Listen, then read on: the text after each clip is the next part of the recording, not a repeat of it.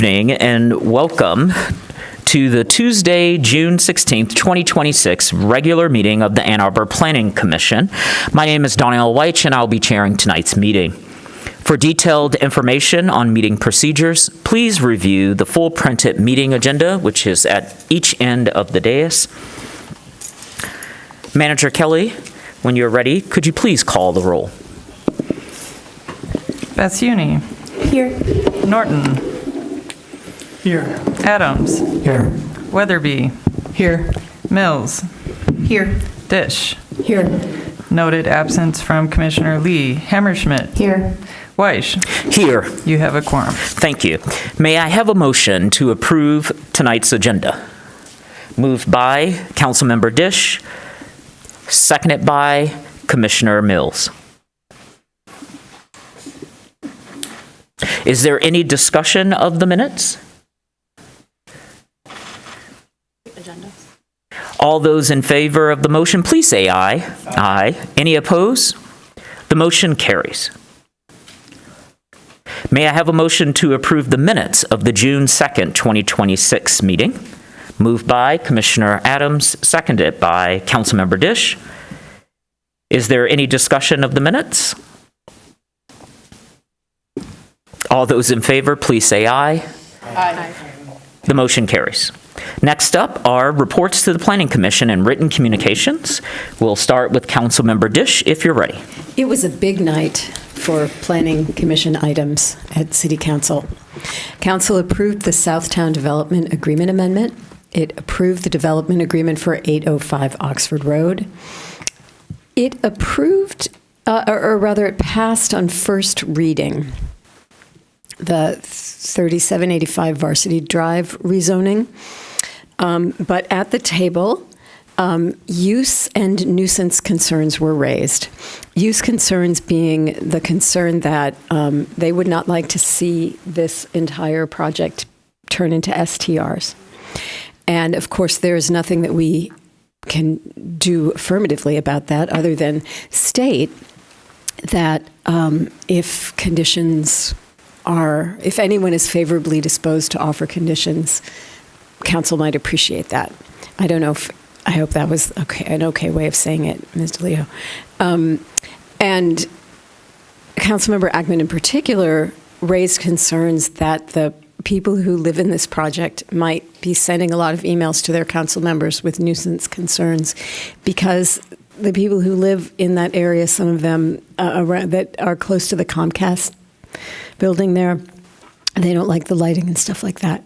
So I don't think that, that's just something that was raised. I'm telling you, we did talk, and I made it very clear that we talked about it was an interesting situation to be thinking about both the effect of the new building on the surrounding uses and the effect of the surrounding uses on the new building.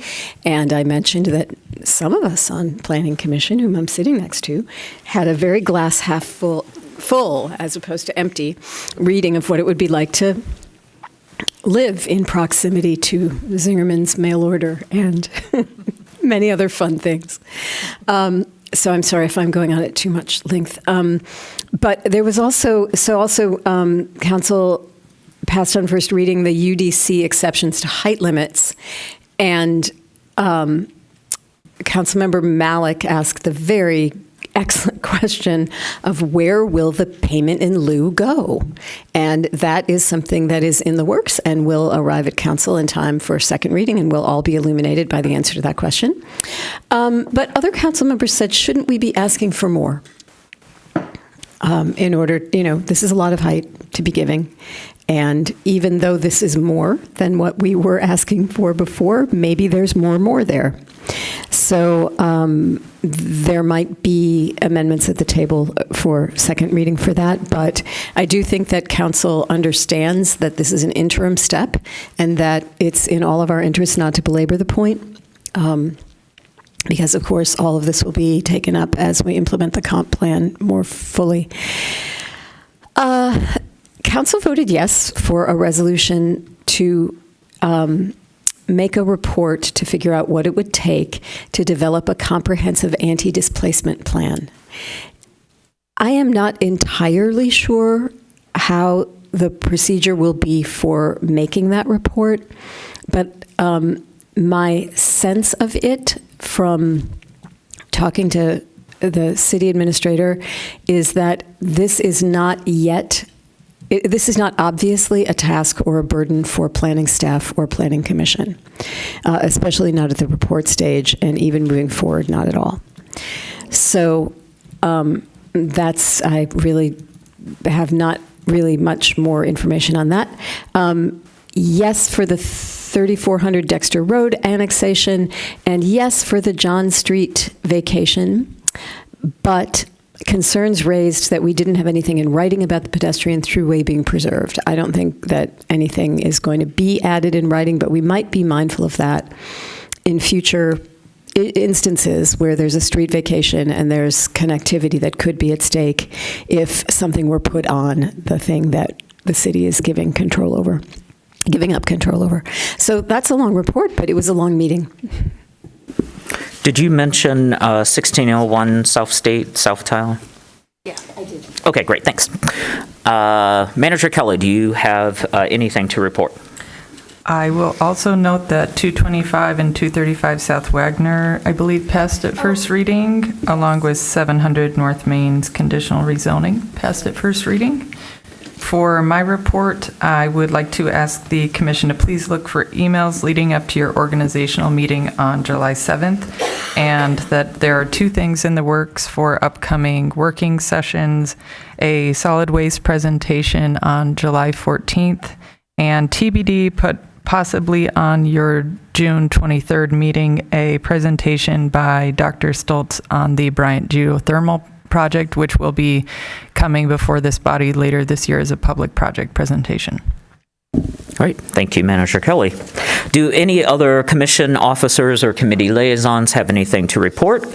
Commissioner Norden. Just to let you all know, the Stormwater Advisory Group had its last meeting this last week that Planner Bennett and I have been participating on, and they're going to wrap up their work and produce some technical reports. And the good news is they're working actively through the planning staff to fold what they've learned through that process into what we're starting to undertake through the updates to the zoning code, so that they'll be nicely integrated. I think the timing has actually worked out quite well with the way this is all playing itself out, and Planner Bennett's in the middle of all of that, helping to negotiate that. So I'm quite happy with the outcome of that effort. I think it'll be really helpful.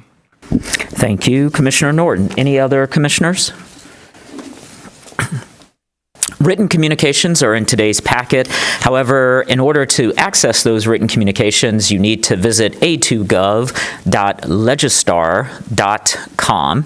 You should click on Calendar. Then, when you get to Calendar, select this year, 2026, and City Planning Commission. Then scroll down and find today's date, which will have a link for our agenda, and all of the written communications, as well as the site plans and other items that are on our agenda, will be linked from that page. All right, that takes us to item number 6, public comment. This is an opportunity for individuals to speak up to 3 minutes on issues not listed on our agenda as a public hearing or a dedicated comment period. We'll first hear from those of you who are present with us in chambers, then we'll turn to remote participants. To speak remotely, press star 9 if on phone, or use the raise hand feature if on Zoom. For phone access, dial 877-853-5247 and enter meeting ID 977-6634-1226. City staff will identify callers by the last 3 digits of their phone number or by name if they're on Zoom. You'll hear an announcement when it's your turn to speak. Please move to a quiet area and mute any background noise. For all participants, whether online or in chambers, please state your name and address at the beginning of your comments. Is there anyone present who'd like to address us on issues not listed as a public comment or a public hearing on tonight's agenda? And Mr. Garber, I can't see you because I think you're blocked by the pillar, so hi.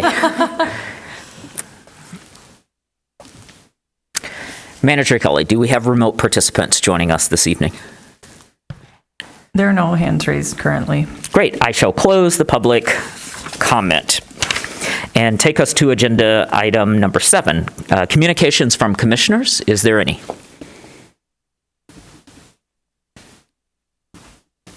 On to agenda item number 8, public hearing scheduled for the next regular business meeting. Manager Kelly, do we have public hearings? There will be for your July 7th regular Planning Commission meeting taking place at 7 p.m. in these chambers. The Woodbury Gardens rezoning and 1310 Wisteria site plan for City Council approval will be at the table proposing to rezone the existing 41.292 acre development that includes Astor Drive, Wisteria Drive, and Woodbury Drive from R3 multiple family, R4 multiple family, and PL public land districts to the Transit Corridor TC1 district, with conditions capping the building height. The site plan project would partially redevelop one parcel to construct 3 7-story buildings containing 342 dwelling units and a 5-level parking garage. An administrative land transfer is required and will be considered separately. This is located in Ward 4, and staff recommend approval of both conditional zoning and site plan. Thank you so much. That takes us to agenda item number 9, unfinished business. And tonight we have unfinished business. We will hear from 850 Green Hills Drive, SP 25-0022. This is a special exception use site plan for Planning Commission approval with landscape modification and wetland use permit. A request to amend the existing special exception use approval conditions from 545 students to 750 students, and a proposed site plan to construct 2 additions with a total of 16,665 square feet to the existing school and to pave a fire access road around the building. A landscape modification is requested to allow previously approved landscaping to remain as non-conforming, and a wetland use permit is requested to impact and mitigate wetland buffer areas. The site is 30.5 acres. It's zoned R1B. Staff recommendation is approval with conditions. So what we'll do is we'll start with the petitioner. They have up to 10 minutes to make a presentation. Then we'll have a staff report by Planner DeLeo. After Planner DeLeo's staff report, we'll have a public comment on a public hearing, actually, on this item. And so those of you who are here to speak for that, I'll invite you up and give you sort of the spill about that. Then we'll turn to remote participants. Then I'll read the motion, and then the Planning Commission will have its discussion and make a determination. So with that, if the petitioner is ready, you can come up, and your 10 minutes starts when the green light starts, which usually is when you start talking. Okay, thank you. Thanks for meeting with us so soon after the last meeting. And since that meeting, we have been working really hard, both with Midwestern Consulting and Heath Hart and Tim Brandstetter from Kimley Horn, as well as meeting with Rita and Lindsay from Earhart Village. I am an English teacher, so I am going to turn it over to the experts on all of this to let you know what we've been doing. And we've also been working closely with Alexis and Cyrus, and they are fabulous. It has been a real pleasure to work with them, so thank you. I will make one comment about the wetlands mitigation, and this is a great opportunity for us. We, for 30 years, have been monitoring the water in our current wetlands and in our pond that's behind the school. And we actually provide that data for Michigan and for the city. Wonderful teacher, Ann Novak, and this is a great opportunity for our students to be involved in this monitoring as well. So I'm going to turn it over to Tim. Thank you. Thank you, Peter. Good evening, commissioners. As Peter talked about the wetlands, I got brought onto the team to talk about traffic. I believe at the last meeting that was concerns that you all had in terms of how does pick up and drop off work. What changes can we make to improve the operations with some of the issues that have been shared previously and maybe shared tonight? So in terms of how pickup and drop off has been operating today, you can see there's the red loop and the green loop. The 2 loops have been split between the upper and middle school at both the south driveway and the north driveway. So that's how things operate today.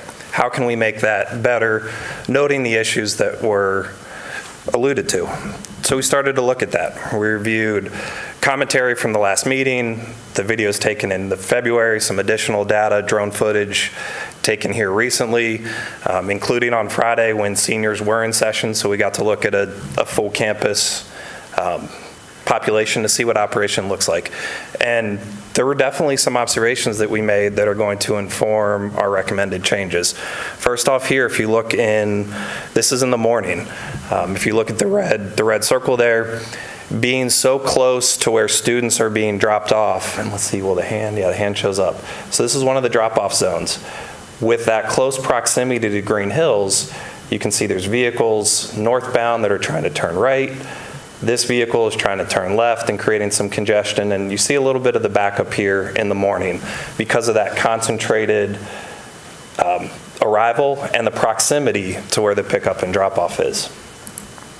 Similar thing happens in the evening, right? During school pickup, there is that concentrated time, and you start to see the backup and the stacking onto Green Hills. It's an extension of cars queuing out into the street, and that's not the purpose of Green Hills Drive. And I think we all recognize that. So those were our two charges. We have queuing issues of everyone concentrating at one time. We have congestion at both of those driveways during that concentrated time. So what is the plan to specifically address those two issues? Really, it gets rooted into create that one-way, that loop in the front of the school, and you can see that on the purple, as a one-way loop. And so that creates about 350 feet of additional stacking space. Furthermore, noting that when everything is so concentrated, providing more opportunities for vehicles to let kids off or pick them up, we looked at how can we create additional pickup and drop-off space. And so that's where you see here off to the right, the blue loop with an additional curb front. And that creates roughly 325 feet of stacking. So with this plan, from a queue management standpoint, any of that distance of 675 feet, give or take, basically takes you all just about way to Earhart Drive. And so what we're trying to do is we're trying to move that congestion onto campus, right? It gets it out of the road where it shouldn't be. It brings everyone down to lower speeds where that pickup drop-off should be happening and not out on the public road. That's not the right button. One of the things that will do, that the school is looking to do, is staff some of these key decision points to help manage and mitigate. One of the observations that we had is that not necessarily all the entire sidewalks where we could pick up and drop off were being fully utilized. People wanted to get their kid right to the door, which we all, for us who are parents, can understand that.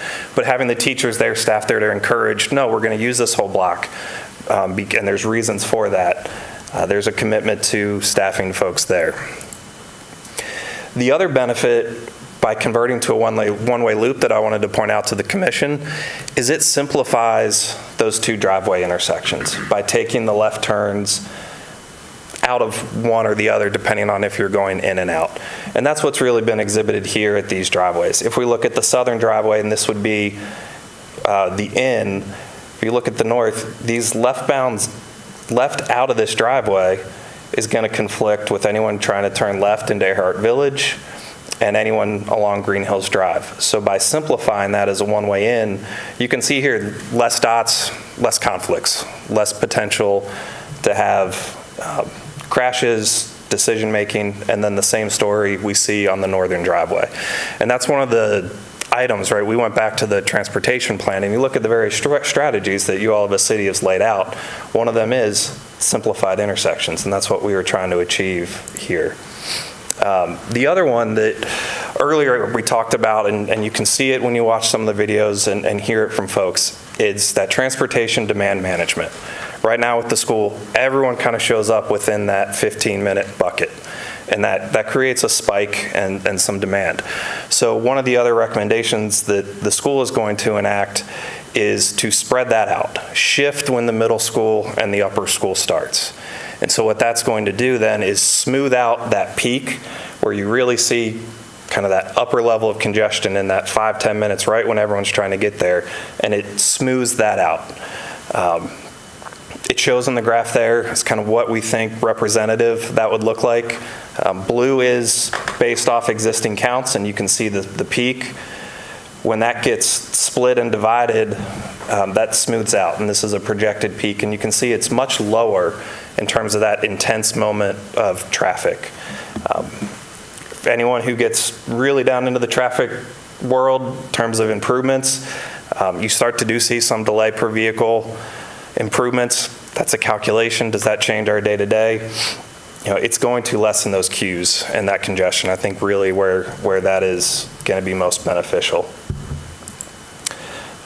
Again, we wanted to at least show the calculations behind it with the table. You start to see along Green Hills, by spreading that out, your delays drop down, particularly for those north and southbound movements along Green Hills. Let Green Hills Drive be the road it's supposed to be, and let campus serve what campus is supposed to be. So from that, I guess in conclusion, the applicant is ready to commit to the wetlands mitigation as was asked, and Heath here, being the civil engineer, could answer any questions. And in terms of the traffic operations, you see the recommendations, you've had them in the report. Creating that one-way traffic pattern, which creates markedly more queuing space to pull people off Green Hills. Add those additional drop-off points. So should we start to get close to the road, you're processing people through a little bit quicker. And then staggering the school start. And the other piece that was enacted is, I think staff is committed to this, and Alexis, please commit me, let me know if I'm wrong, but once this is enacted, work with the school to see, okay, right now I feel confident with this, but it is projections. Let's meet with the city staff, their traffic engineering team, to figure out, are there additional things beyond that? Should we not quite get it to where we wanted to be? I think that's all I had. Peter, did you have any closing comments or any questions in the 10 minutes? No, this is all your time, so Okay. We'll go on to the staff presentation and then the public hearing. Then I'll read the motion, we'll have our discussion, and then if we have questions, that's where our questions will come forward. great. Yeah, thank you so much. Planner DeLeo, or as I learned at our last meeting, Alexis, would you like to give us your staff presentation? I would, thank you. For the benefit of the room, this project was tabled by this body 2 meetings ago on May 19th because as proposed at the time, it did not meet the finding criteria required to approve a new or modified special exception use. Planning Commission noted concern about the nature and intensity of the use and felt the site layout caused inconvenience and unduly conflicted with the normal traffic of the neighborhood. There was also an inquiry about wetland mitigation maintenance responsibilities. Since the May 19th meeting, as you can tell by the presentation, the applicants have provided an analysis of the drop-off and pickup operations, which staff has reviewed, and we re-reviewed the wetland use permit, found that there was the proposed duration of the monitoring plan was slightly less than was required.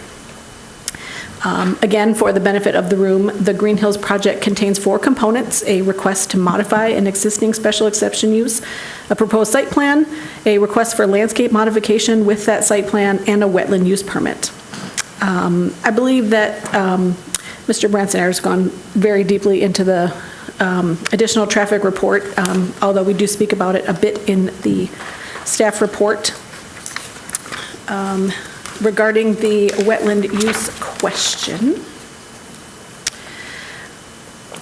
I've lost my place, and that's pretty normal these days. The UDC protects natural features, including wetlands, on land from being disturbed and removed, along with any applicable state or federal protections, but there are no specific standards or responsibilities for general maintenance of natural features where they just exist.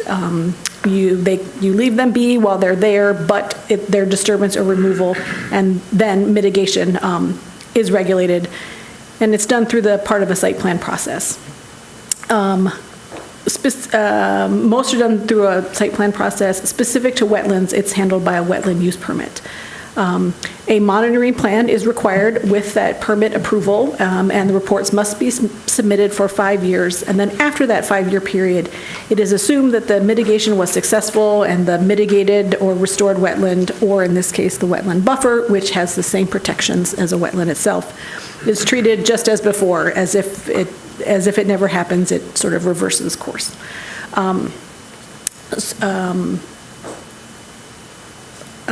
And we did find on re-review that the notes say 2 years, but it should be changed to 5 years.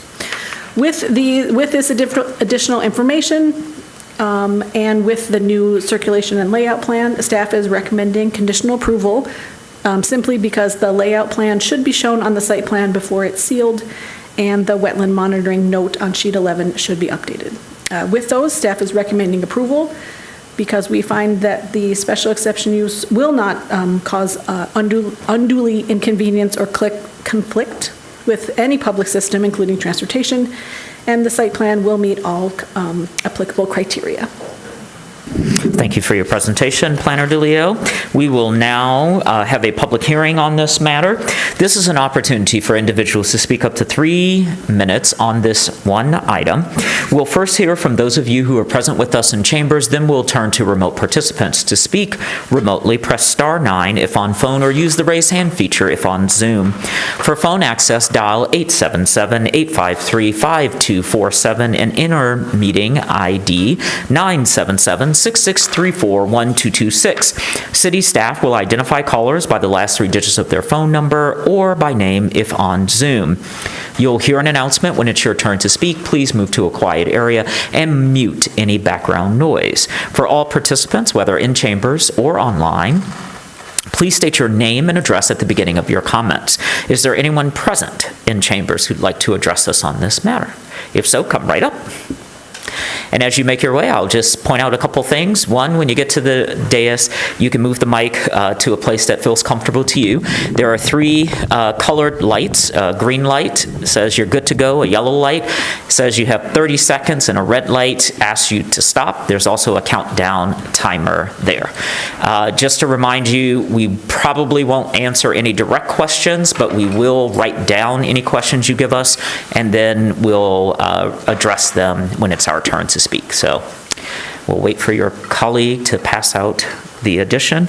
I'm not sure what it is, and so I can't make it available to the public at this time, but if you sent it to us via email, it'll go into our packet so others can obtain it later. So with that, welcome.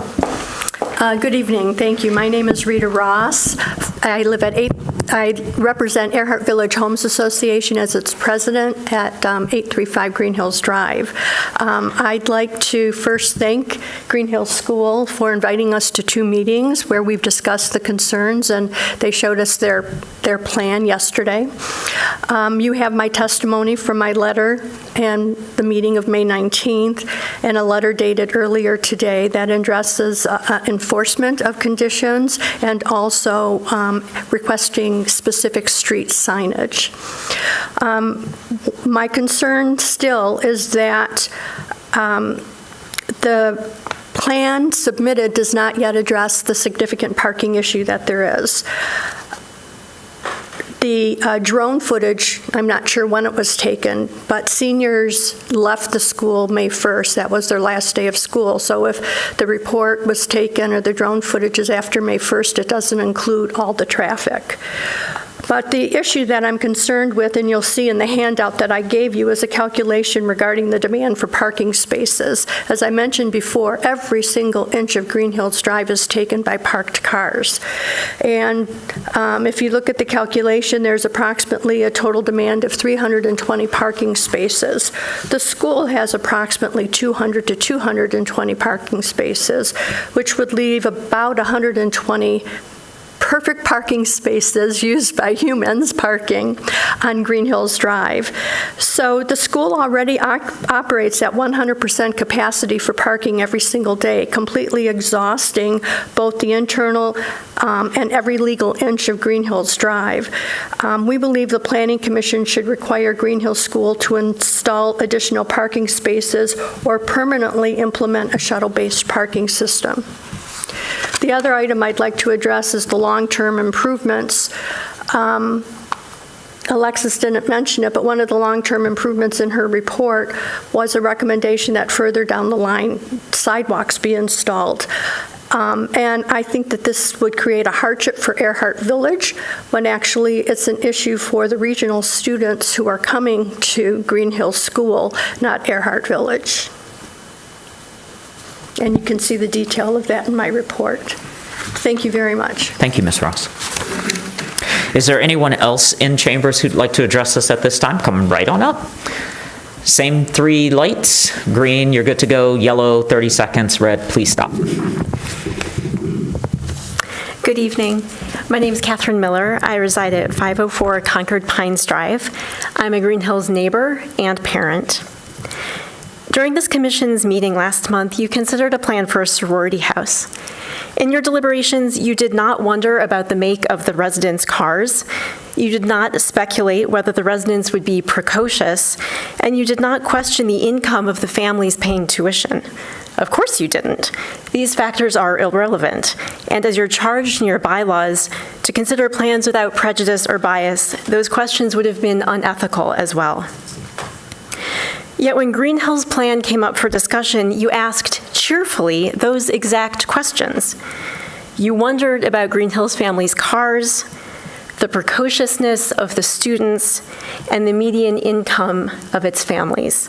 I ask you, what on earth does my income have to do with geothermal systems, classroom construction, and wetland buffers? Since you seem to have a caricature of an independent school in mind rather than the actual school in front of you, my son and I are here tonight to put a human face on Green Hills for you, so it does not continue to be reduced to the fancy pants, rich person fantasy land of your imaginations. To be clear, that Green Hills does not exist. A little about me, by way of profession, I'm a librarian in a public library. Librarians are another group with lots of debunkable stereotypes about them. I'm happy to chat with that about you afterwards. I like to watch birds and go for walks in the woods. I sing in 2 community choirs. My family and I enjoy hearing live music. We've probably sat next to you at the Ark, and we volunteer together removing invasive plants with the Washtenaw Bird and Nature Alliance. You might wonder why a family chooses an independent school. There are lots of reasons. I can only tell you our experience. My partner and I, graduates of public schools ourselves, were surprised when our son's nursery school teacher recommended we consider private school instead of public for our kiddo. I remember grimacing at her because I held the same biases about private schools that you apparently do. But I tried to be open-minded, and as we looked into the private schools in the area where we were living, we realized they defied almost every preconceived idea I held about them. And now here we are. If you're a parent, you understand that sometimes parenting takes you down roads you didn't expect. So now you know a little about me, and hopefully Green Hills feels a bit less like a scary anonymous specter. But here's the thing. What I do for work, my hobbies, and why my family chose Green Hills should not matter to you at all. It is not your job to decide if a petitioner is worthy of their project, or if they are, in your opinion, the right sort of people who deserve a paved fire road. Indulging in outdated independent school stereotypes undermines your credibility as a public serving body. You have one job: determine if the proposed project fits within the city's land use plan. Please do your job without prejudice. Thank you. Is there anyone else present in chambers who'd like to address us at this time?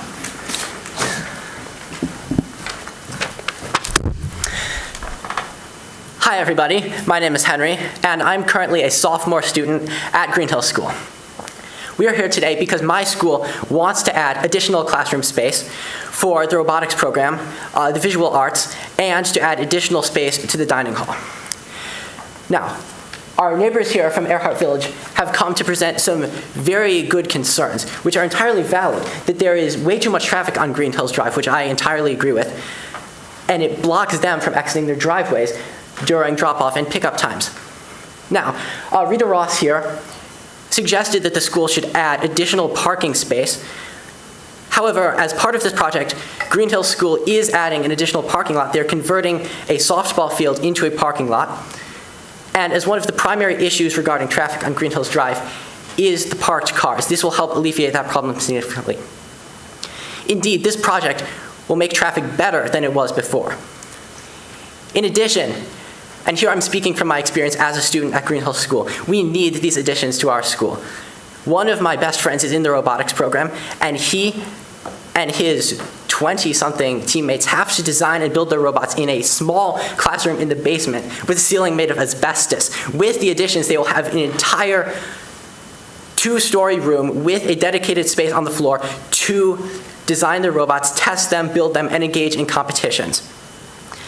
I hope you'll understand that these additions will benefit the students of this school and our neighbors at Earhart Village immeasurably. Thank you.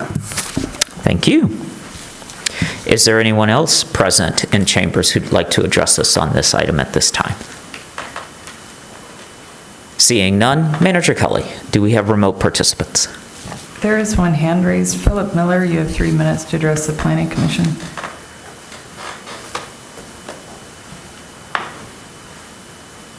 Good evening, Commissioners.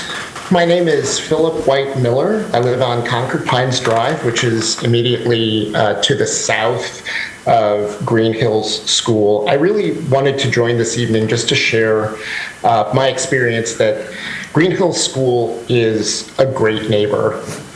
There are great kids at Green Hills School and great families, and I consider myself lucky to have that school, those kids, and those families in the neighborhood. Green Hills does a wonderful job of providing experiences in the arts and in sports and promoting civic engagement. And I think the proposal from Green Hills would really improve all of those things by creating additional space for the students there to work and learn and grow in their experience with music and other performing arts. Of course, we hear the concern about traffic, but really, I think that's the case in Ann Arbor with many of our schools. We see this in our neighborhood with pickup and drop-off from King Elementary, which is just on the west side of Earhart.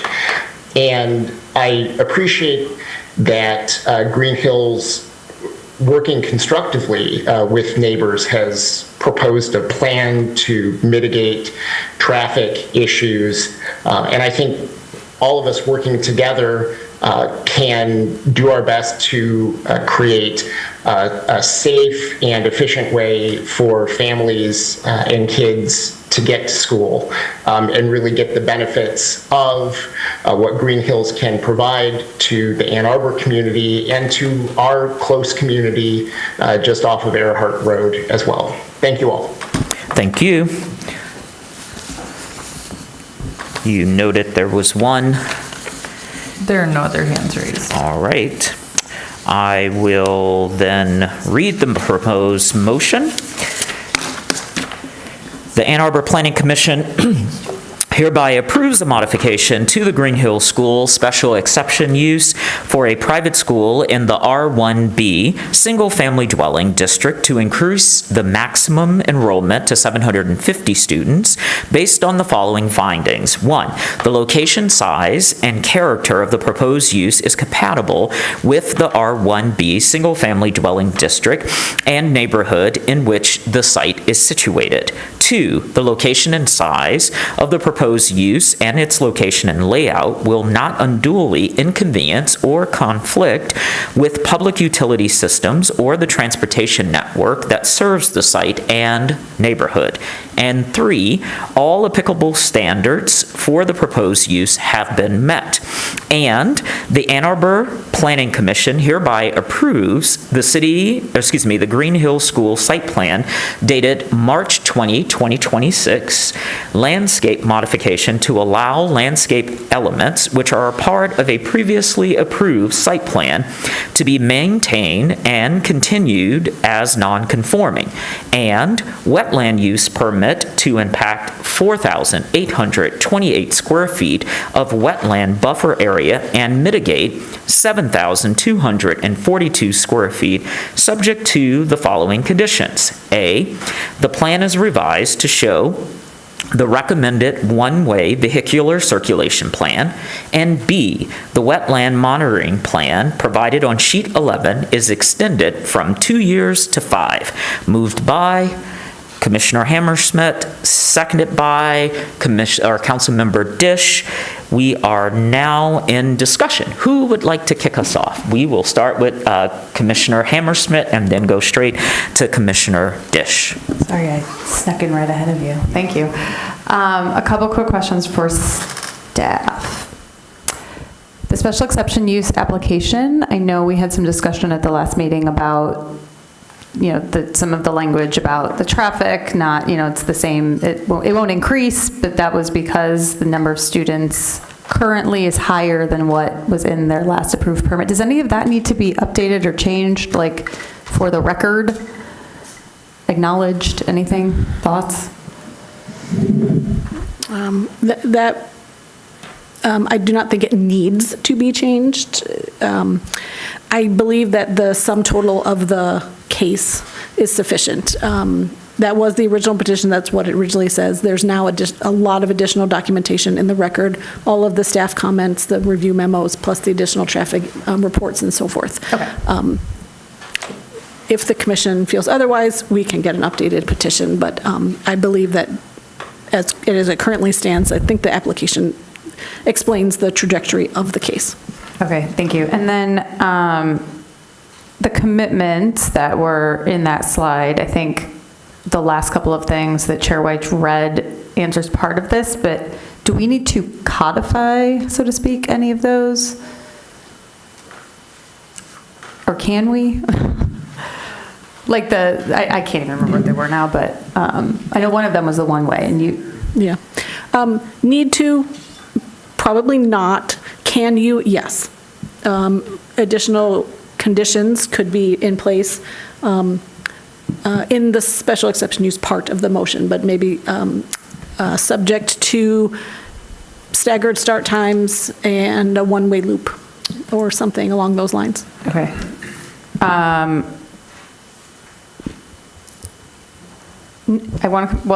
Yes, but I have a couple more things to say. You guys pulled together what looks like a really thoughtful transportation plan in a not long amount of time. So I think that that's great. As the new plan is enacted, I would just, and I'm sure you will do this, I would just encourage continuing to work with Earhart Village. But I do want to ask you directly, when was the drone footage taken? Because I saw some head shakes about... It was taken on a day when... We can't hear you, so you have to come up to the microphone, please. It was taken on a day when not only all the seniors were there, but also about 40 parents for an awards assembly. So in fact, the drone footage on that day were more vehicles than any other. Okay, so that would be pretty representative of Yes. what a typical school day would be like. Okay, great. Okay. And then, Henry, I just wanted to say, I don't know if that was your first public comment that you've made, but that was excellent. You're such a good advocate for your school. You should be really proud of yourself. Thank you, Commissioner Hammersmith. We'll go to Councilmember Dish. Thank you. And I would like to start by apologizing because I am the person who used the word precocious. And it doesn't matter what I intended by that word. What matters is that the word for many people created an impression that I was not, I had preconceptions about the school. I've actually taught Green Hills students. I've had them in my introductory classes, and they are phenomenal. So that was my context for that comment. But again, you should not have to do the work to feel that, oh, are we being disrespected? Are we being heard? Open-mindedly and respectfully. So all that. And thank you for your gracious acceptance of that apology. So, wow, yes, thank you for commissioning and presenting us with this supplemental operational analysis. It should be very reassuring to the Earhart residents because it does document queues of 15 cars in the morning and 46 in the afternoon, extending up to the Green Hills Earhart intersection. So what we heard, we often hear concerns about traffic, and sometimes they're sort of worst case scenarios, but this was clearly a challenge. And this report is excellent because it explains what happened, why that was happening, partly because these two driveways that were being used pretty much didn't work together to facilitate traffic flow, but rather to stall it. And so that seems fixable, and this report very clearly explains how that can be fixed. And this is all new information for us. The only thing that we had heard at the last meeting was the staggered starts, which sounds like an excellent idea. But that plus making the flow of drop-off better, and you have the space to do that on the Green Hills campus. That's an advantage that most Ann Arbor public schools do not have, and it is a problem for every school in Ann Arbor, whether public or private. There's cars clogging roads and people getting frustrated and churches giving up their parking lots on weekday mornings. Thank you very much. That's so helpful. But here you really have the ability on the campus to deal with this, and you've presented us with what looks like a great plan. So I also noted that, and you presented the plan really well. I had read it very closely, but there's really nothing more to bring to light. I did notice that there's also a lot about signage and pavement markings in addition to the increased staffing, and I'm sure all of that is going to get completed so that people have some visual cues to make them realize that we're not just fooling around here. This is like the airports started to be many years ago. Like it used to be, you could just park and stay and have your lunch and wait for someone to come out, but now they move you along, and that's what you're going to be doing, and I think that's really terrific. I am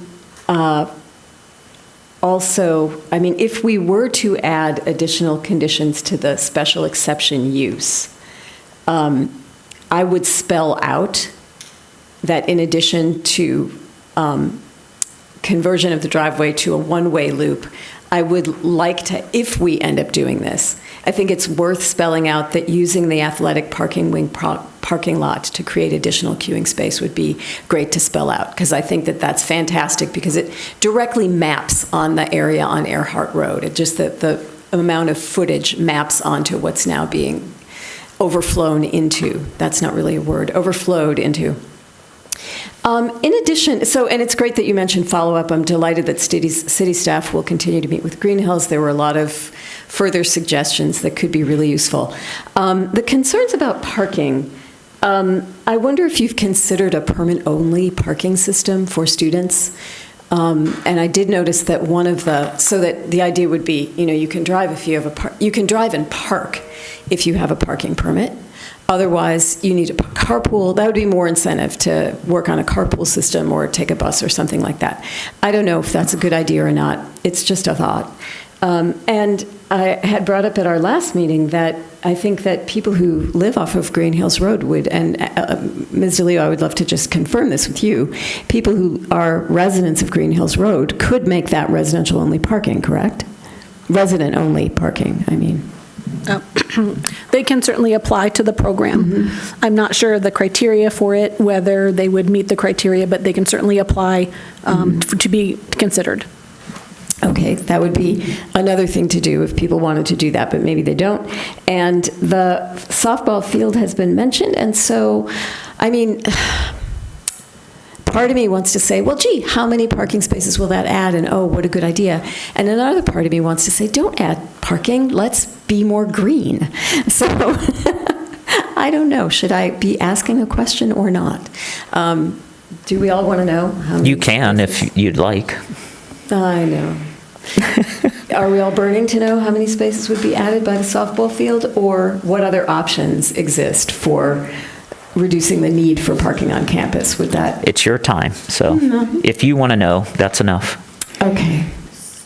I guess I want to know both of those. How Great. many spaces would the softball field create, and what are some options for reducing driving and parking? Sure. The softball diamond is a temporary, for now, for the construction. Actually, it'll increase the number of parking spaces that we have, so it's about 180 cars.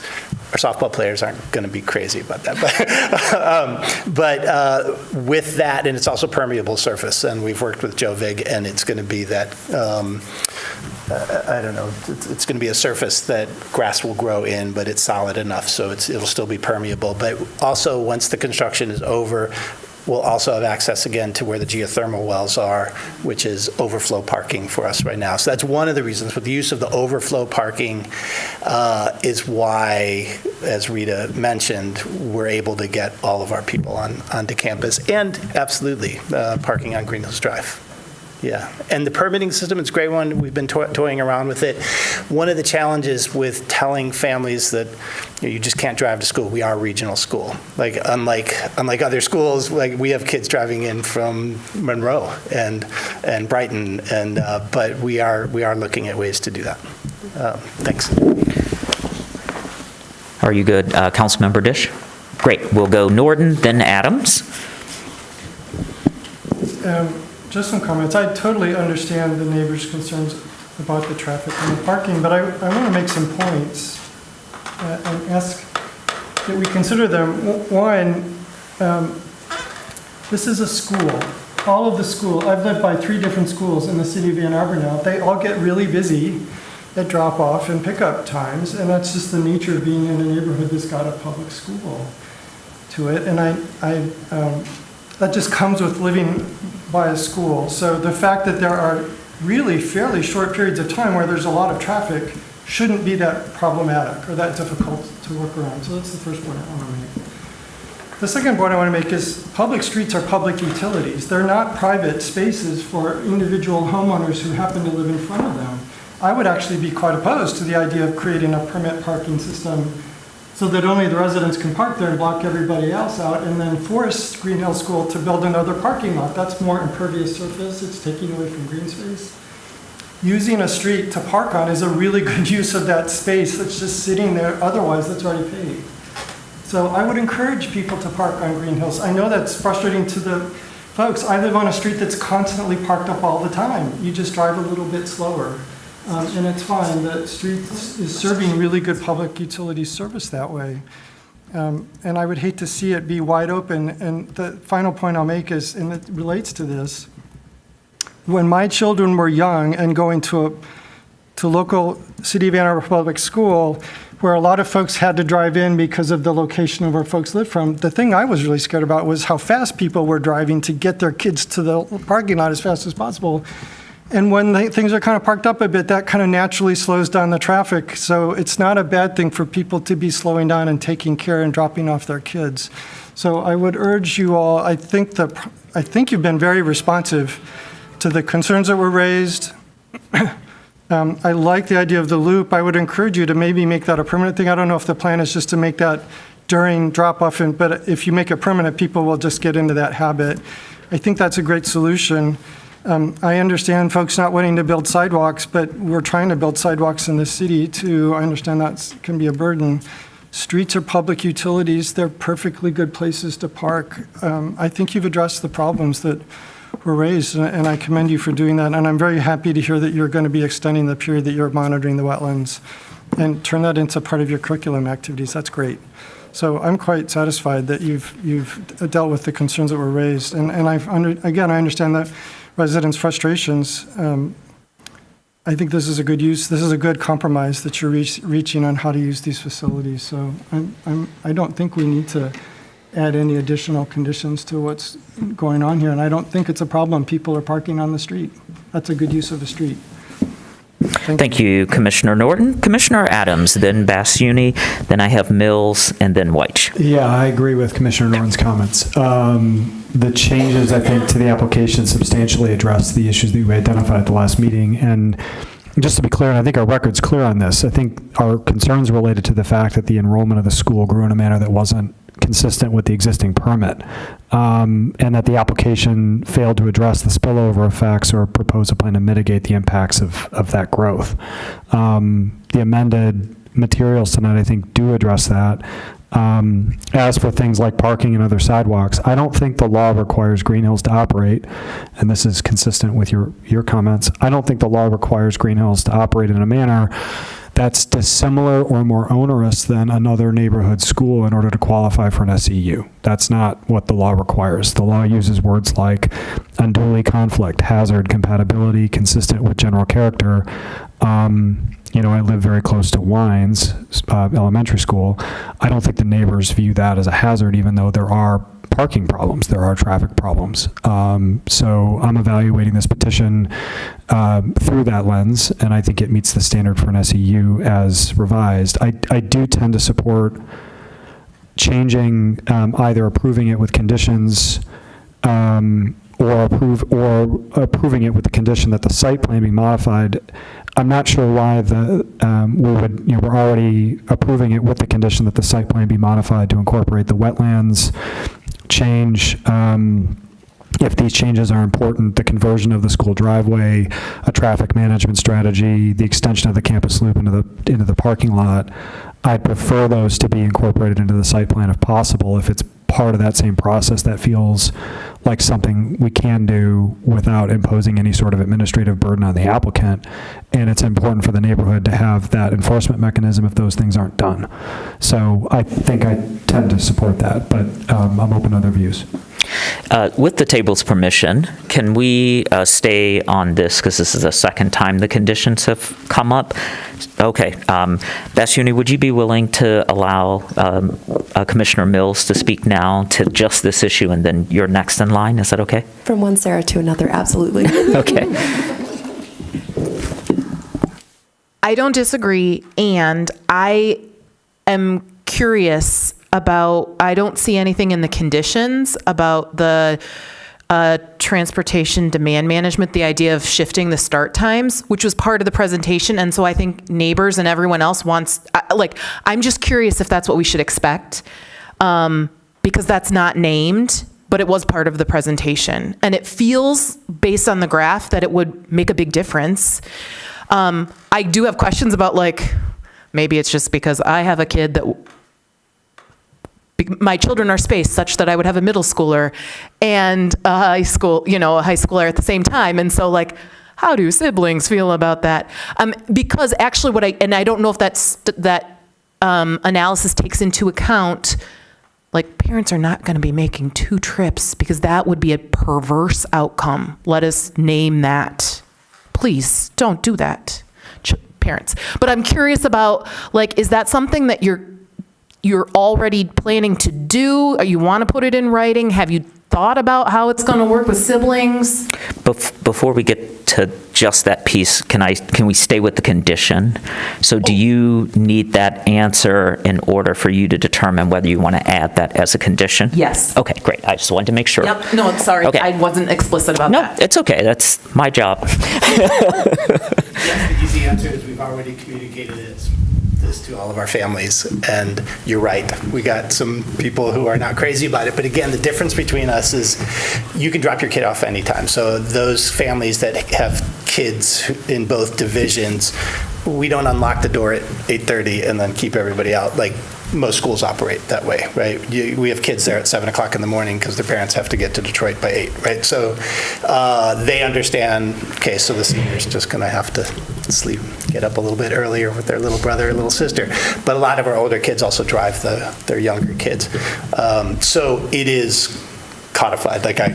I would leave town before I change this. Since we've already announced it to all of our families, we've dealt with all of the people who wanted to have conversations about it as well. So to confirm, you would, based on Commissioner Mills's articulation, you would be comfortable if the Planning Commission added it as a condition to this approval? Absolutely. Okay. We're doing it.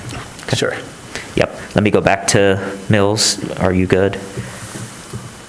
I have further questions, but you can come back to me. That's not about conditions. All right. And then conditions for Commissioner Dish. Can you? Just that I think we need to clarify a condition of the site plan approval. Yes. Mm-hmm. Or conditions to be added to the SEU, right? Okay. So I think what we just talked about would be a condition to be added to the SCU because it's not appropriate on a site plan. Right, and so the reason why I interrupted was just to see if the table wanted to entertain those conditions. And it sounds like there is some support. I think I have 4 or 5 commissioners who would like to do that, Commissioner Norton withstanding. So we'll go back to the queue, and I have Basuni, Mills again, then Weatherby, then White. Excellent. Wonderful. So before I forget, I am also in support of entertaining the conditions. Starting off, as usual, thank you so much for the commenters for coming in and spending time with us on a very beautiful day for the most part. I really appreciated your perspectives. I would also like to concur with Commissioner Hammerschmidt. Wonderful comment, especially if this was your first one. It can be very scary to go up there, so major kudos. I also wanted to reiterate a couple of points around the wetlands. I really like the creativity of incorporating it into the curriculum. There's something very wonderful about it being hands-on. I grew up in a rural area, and it's kind of hard to compete with being able to experience something right there. So great job there. I think, overall agree with Commissioner Adams' kind of dissection of the criteria of the SEU. I did have a question for... Sorry, what was your name? It's okay, you can just say the petitioner. Wonderful, thank you. The petitioners, this petitioner's support for the traffic operations report. I had a question around kind of induced demand. Right. Yeah, I think it's a very creative approach to do the one loop. It makes a lot of sense. I think it is wonderful that it's reducing conflict points. I was wondering about, is there an issue if you increase kind of the capacity for the number of cars? Could there be more cars over time that start to show up as people decide to use the space that becomes available? Just thinking about it in like the broader literature around induced demand. I've usually seen it around highways, but I've seen it also like more, granularly. So I would just love to kind of hear your thoughts or perspective on if you think that might be an issue in the future. And you're right, the literature around that and our experiences in certain instances, whether it's a freeway, road project, even certain sites, induced demand does become a concern, right? If it's a mixed-use site and we added, a new restaurant or entertainment source that draws more people in. I think the uniqueness here is because it's a school, it is more of a self-contained entity. So that concern of induced demand, in my opinion, is not really there because you have that number of this is who's here today, and that stays consistent. Gotcha, thank you. Yeah, so it sounds like you're saying that the whole number won't change. I think I was curious about maybe the number of students might not change, but would there be more willingness for students or parents to drive in, et cetera? But I think I've heard your take and I appreciate that. I think just for the petitioner, just continue along with other commissioners' takes. I think it would be really great to continue encouraging folks to carpool, alternative transport methods. But yeah, those are my thoughts. Thank you. I appreciate the swiftness with which you came back with a very thorough report. Thank you, Commissioner Basuni. Commissioner Mills, then Weatherby, then White. My question, particularly in light of adding conditions like this, are how enforcement works. Because we have had a situation where there's a cap on enrollment that has gone unenforced. And so, how does enforcement work here? Whose responsibility is it? What would you suggest if neighbors who are nearby, who see things that are not in compliance with what we've talked about tonight, are not, are witnessing things that are not in what we've talked about tonight? What should they do? And that's to staff? I think that's to staff. Great. Yeah. Enforcement is not linear, straightforward, cut and dry. Depends on what the thing that you're enforcing are. The first step, as with everything, we are sort of complaint-based. You are expected to follow the rules and whatever conditions are in place. There can be violations that were very unintentional, but when we are made aware of something, first thing is, well, just, can you go back? Can you comply? And if not, then our courses of action are either, well, let's address why not. If you're just something physical or some other condition, well, let's try to get the condition changed, as we're doing with the enrollment capacity. Otherwise, it's a violation of the ordinance, and so I believe it's a civil infraction, but that doesn't really benefit anyone. So I'm mumbling and I'm going on tangents here, but the bottom line is sometimes it's education around what the rule is for this particular case, and then there'll be voluntary compliance. They go back to complying. If there's some actual limitation that they cannot comply with the condition, well, then we'll see what we can do. Do we consider amending the condition? Do we, what other changes need to be made to make it right? Maybe just in the hypothetical, if the times can no longer be staggered, okay, but what else can you do to meet the overall standard of not zero conflict, but no undue conflicts?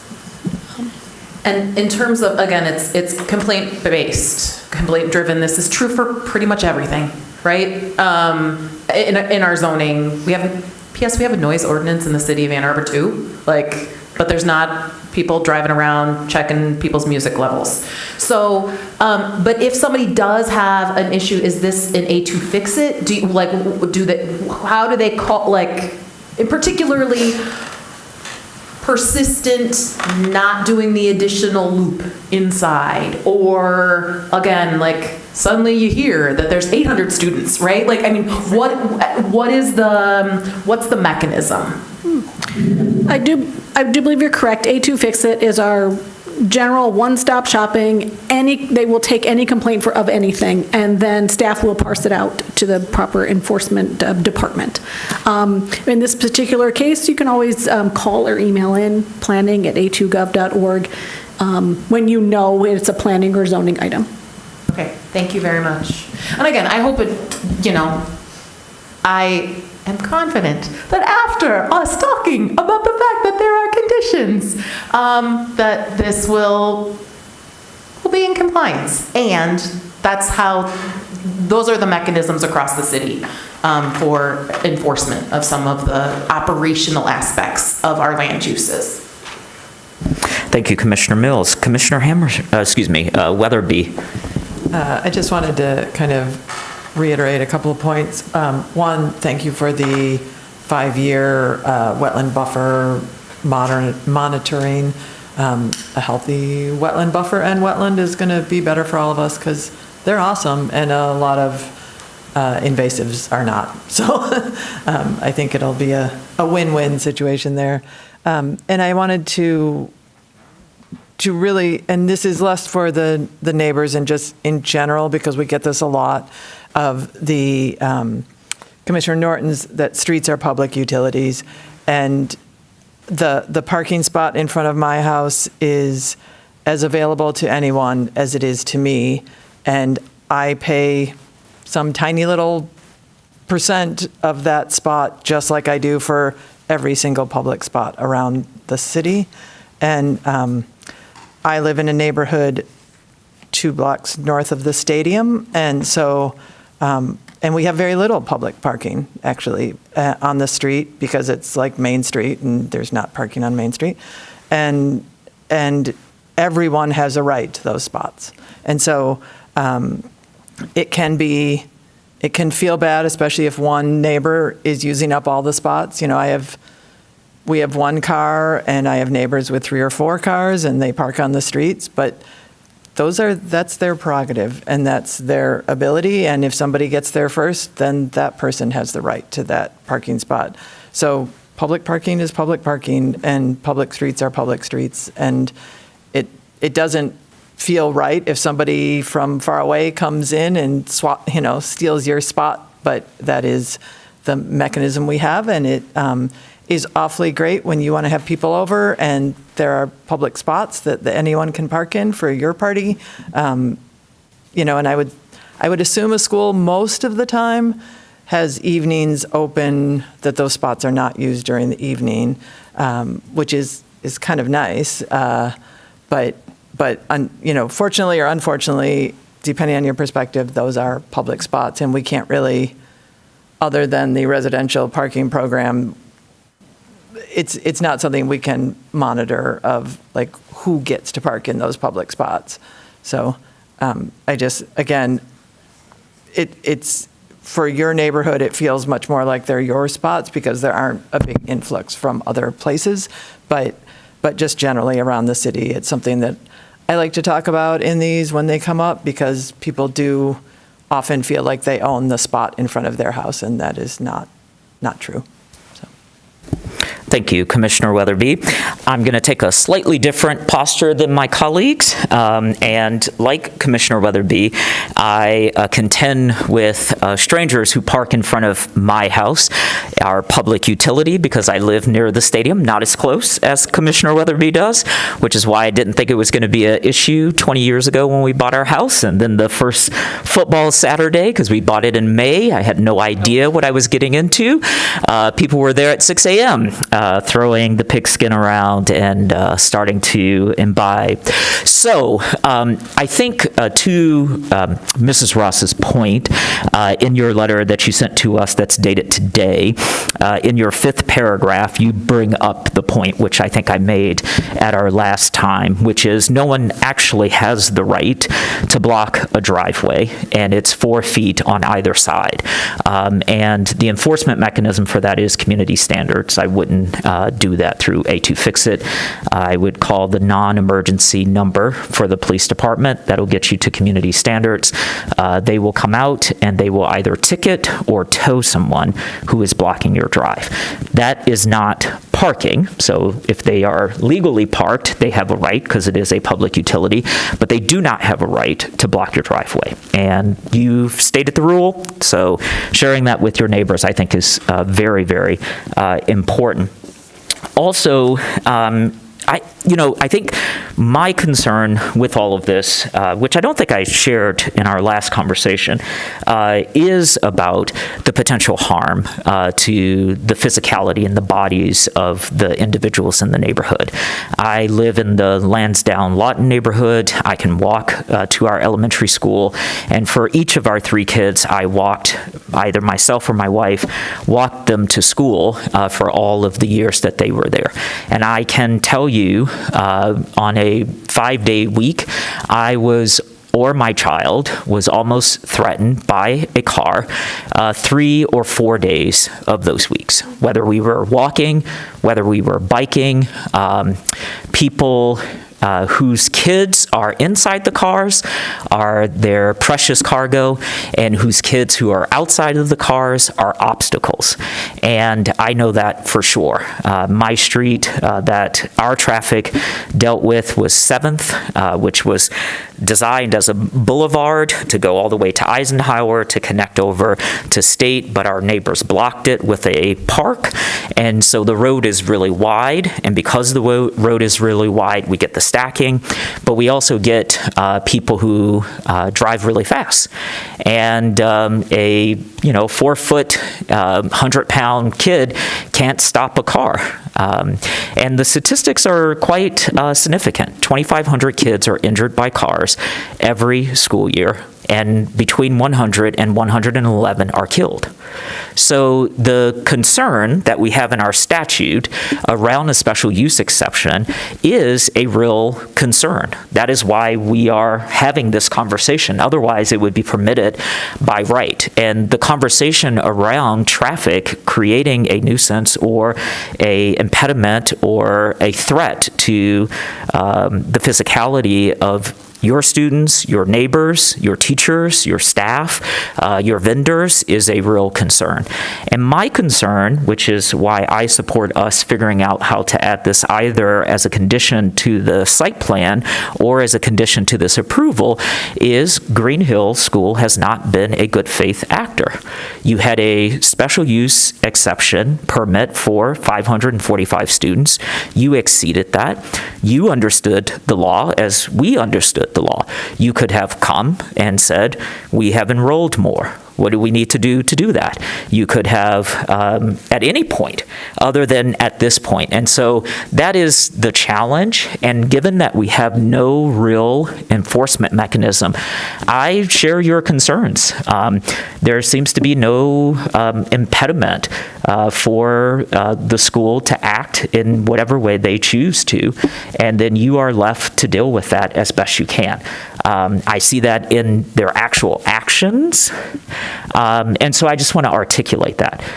We can't force them to do certain things. We can only stay inside the statute, and when they meet the statute, we have to approve it because that's what the statute says.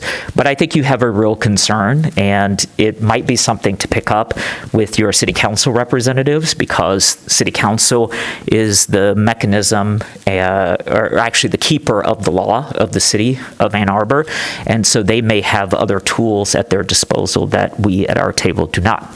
So with that, I'm going to go back to Commissioner Adams and Hammerschmidt to see if you all would like to make a motion to amend the conditions. Yeah, I'm going to make a motion to amend the conditions to add the traffic management changes, the staggered starts, and the conversion of the school driveway to a one-way loop. And I would say... Can you pause? Sure. Manager Kelly, how shall we receive this feedback from Commissioner Adams in a way that would be helpful for you and Planner DeLeo? Let's do it by sharing a screen with the current motion, and you could let me know if I'm capturing the desired amendment language. So here's the current motion.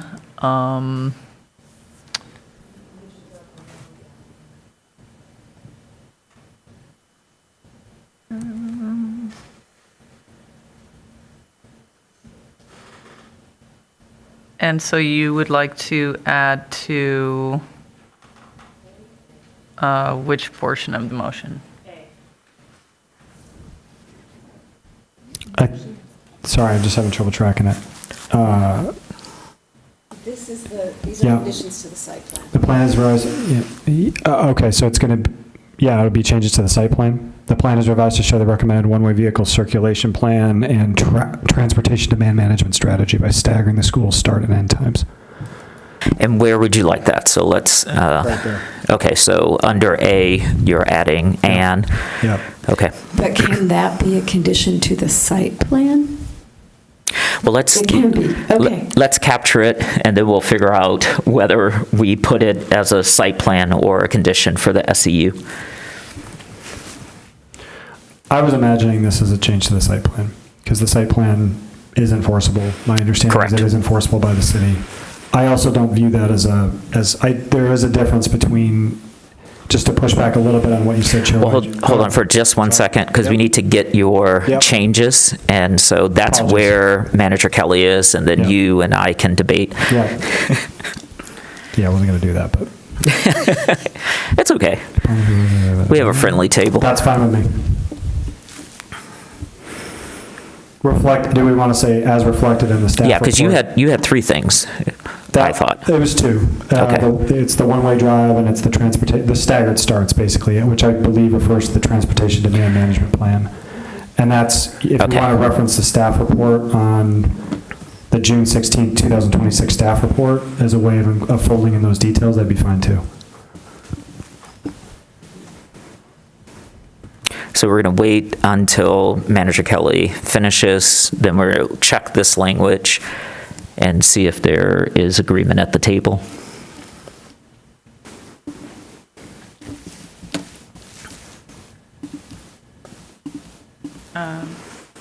I'd just like to get Planner DeLeo's take on this. Sure. Does this work for you? What do you think, Ms. DeLeo? It does. I don't have any comments. Okay. And does that look good to you, Commissioner Adams? Can we have a second? Because you're going to move by? Great. And then second it by Hammerschmidt with support from Commissioner or Councilmember Dish if you need another person. All right, we're in discussion of the motion as amended.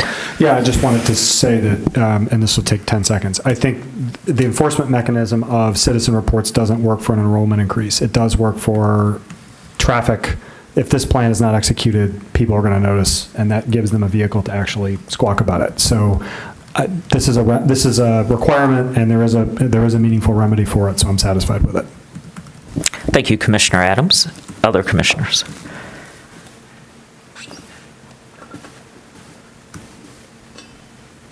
Are we ready to vote?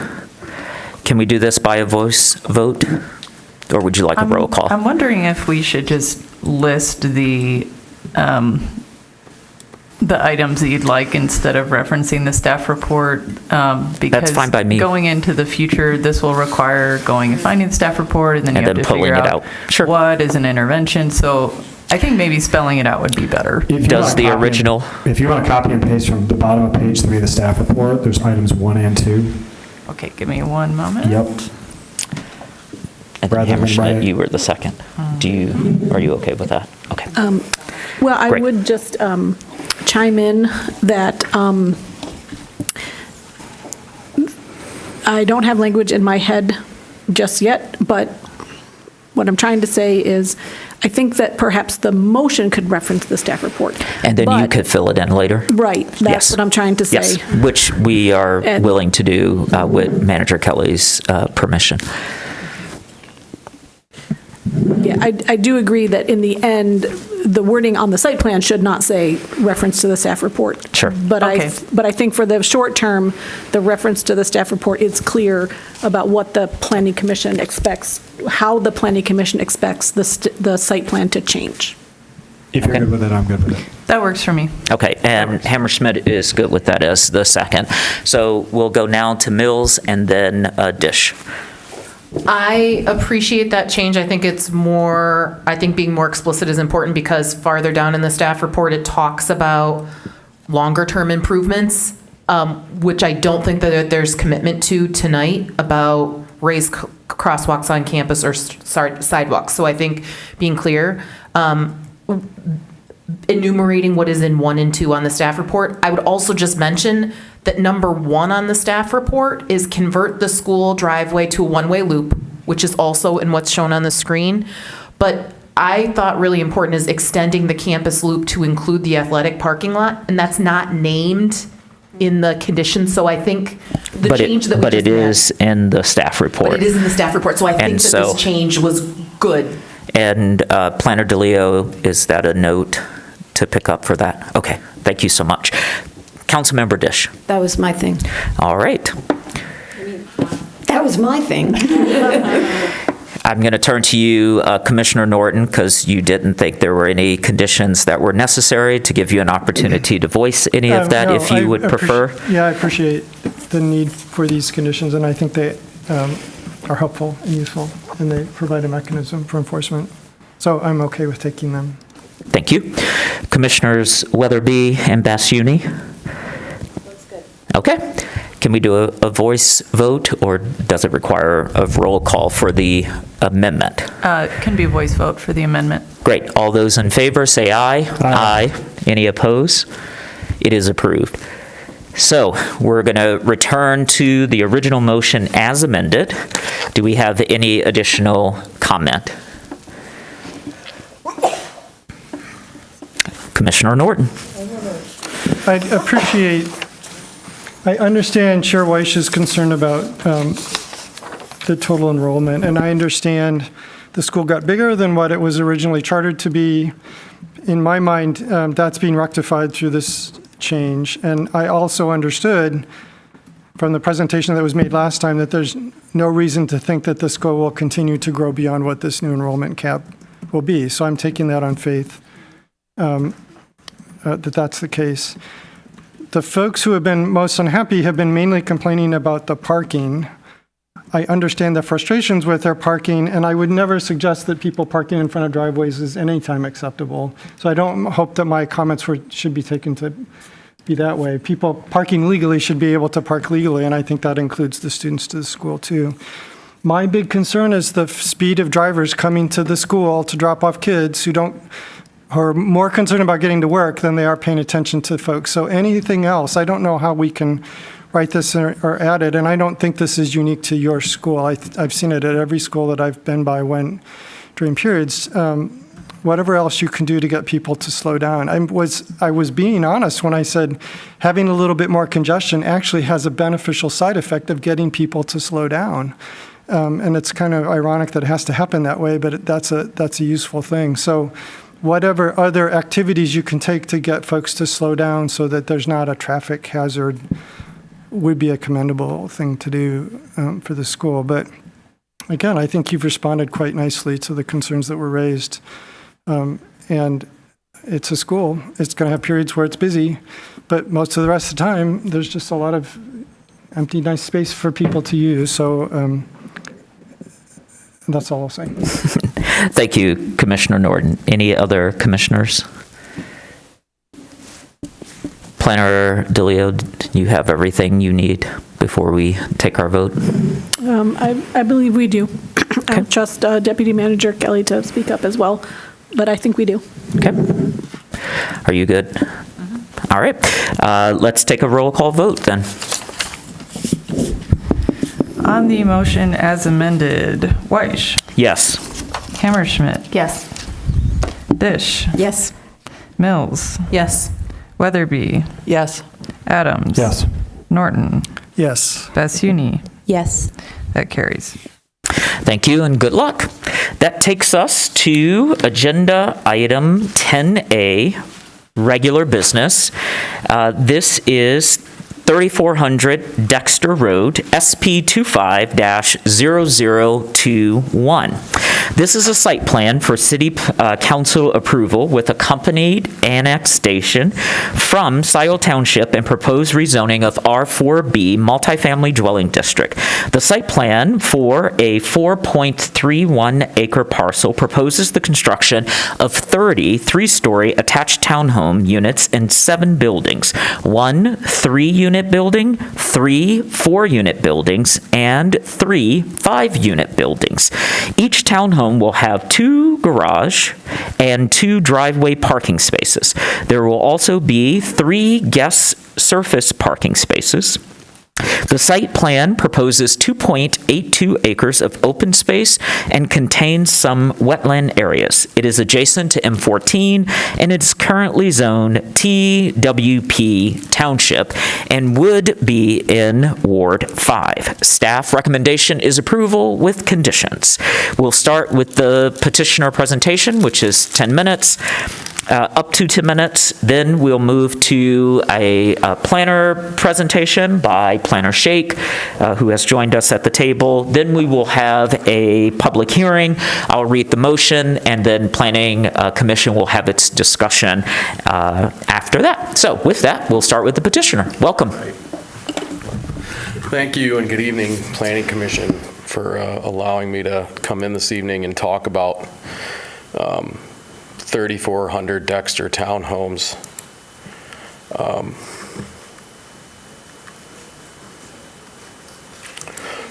My name's Jason. I'm sorry, hold on for just one second. Manager Kelly? If you hit Control L on the keyboard, it should take you to full screen. There we go. Thank you. Thank you. Yeah.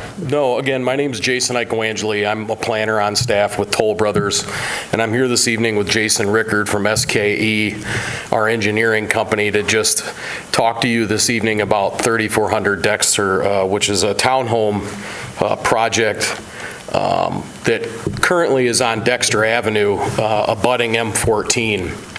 And it at one time was a single-family home. There used to be sort of a ranch-style house there years ago. There's still a couple of older outbuildings on the parcel that are left over from that time.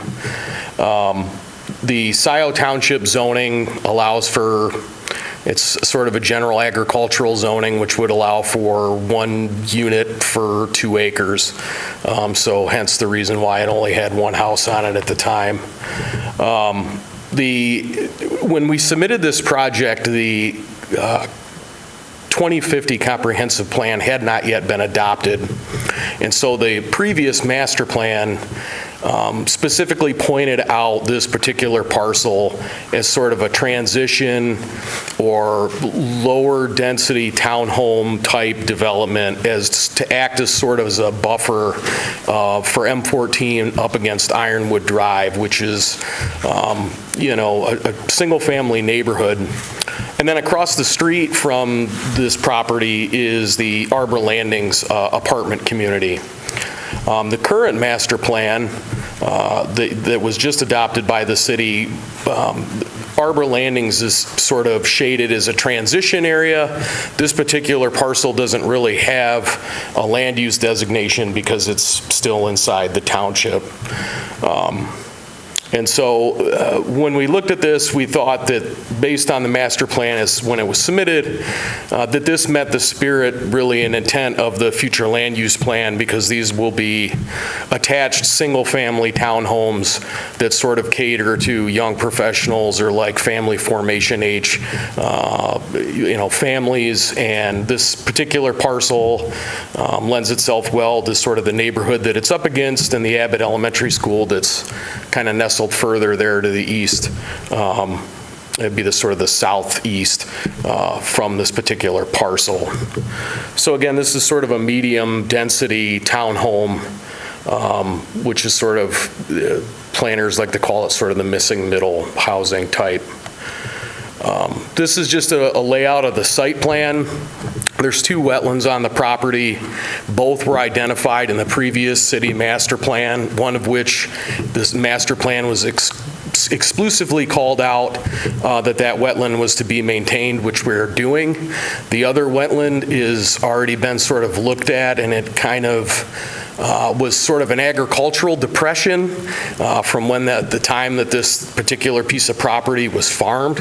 And so it has the wetland species and things that are growing up out of that wetland are not particularly of very high quality, but the one that's closest to M14, the larger one that you see sort of on the north end of the triangle of the parcel, is the one that the city's master plan specifically said needs to be preserved, and we're going to do that.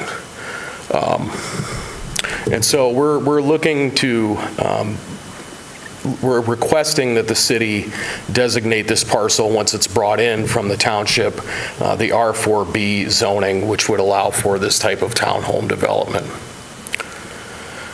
And again, this is just a slide that kind of talks about the comprehensive plan, the 2009 Ann Arbor Master Plan, which was the plan that was in place when this was submitted, which called for medium density, multiple family or duplex development, or sort of this townhomes as a transition between the highway and the single family neighborhood that's on Ironwood Drive.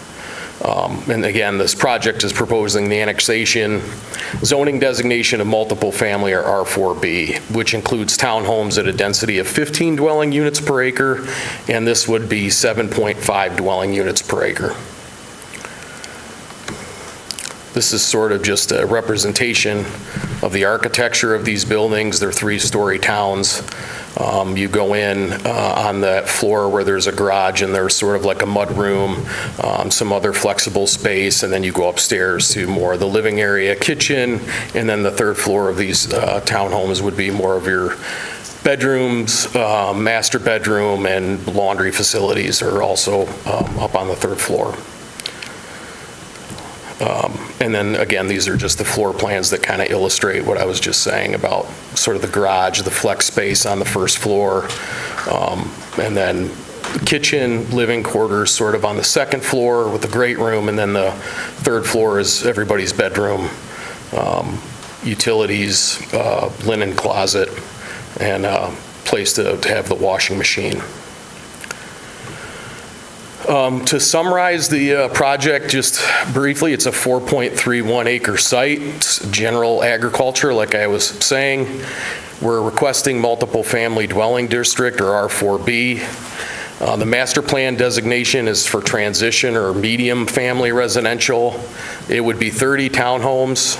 These would be 3-story townhomes with an attached 2-car garage. They range roughly 1,900 to 2,000 square feet. We're proposing to commit 2.30 acres or is required of open space. In our particular project will almost be 3 at 2.82. These will be EV-ready garages, solar-ready bylaws, which means early on in the project, we had a meeting with the city's Office of Sustainability, and one of the projects was the ATSEU project that they had a lot of interest in, and so did we. And so one of the things that was talked about that we'll incorporate is writing into the bylaws the ability to put solar panels on the roofs of the townhomes if the HOA decides that they want to join the program. So we'll make sure that that gets taken care of ahead of time. And then low E windows, and then these will be 2x6 construction. And that's sort of the project summary. I'd be happy to answer any questions that you have, but yeah, we'll do that during our, no, that's fine. We'll ask you questions for sure when it's our turn to talk. Okay. So we'll go now to our staff presentation by Planner Shake. Good evening, and just to contextualize before I get into the presentation, the proposed motion in front of you is once again a conditional approval statement. So if we get to having questions at that point, happy to address those. Just a brief summary to touch on a few points that weren't touched on. Again, this is a site plan for City Council approval with the rezoning.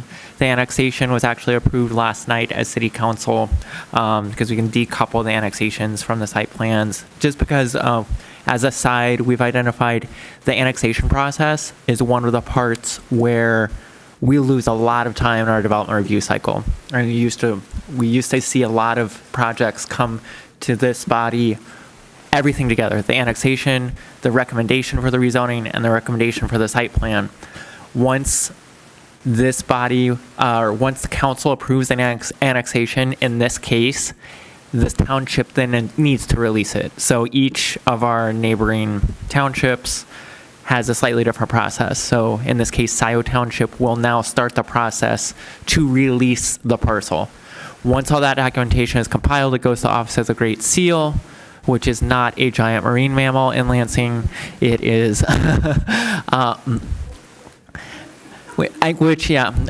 ongoing joke is that it's a giant marine mammal with a stamp in its flipper, but it's not the case, as far as we know, at least. So, and then we get the information back. It can take 2 to 4 to 6 months, sometimes longer, to get that information back from the state for the city, and only then can staff bring the rezoning to council.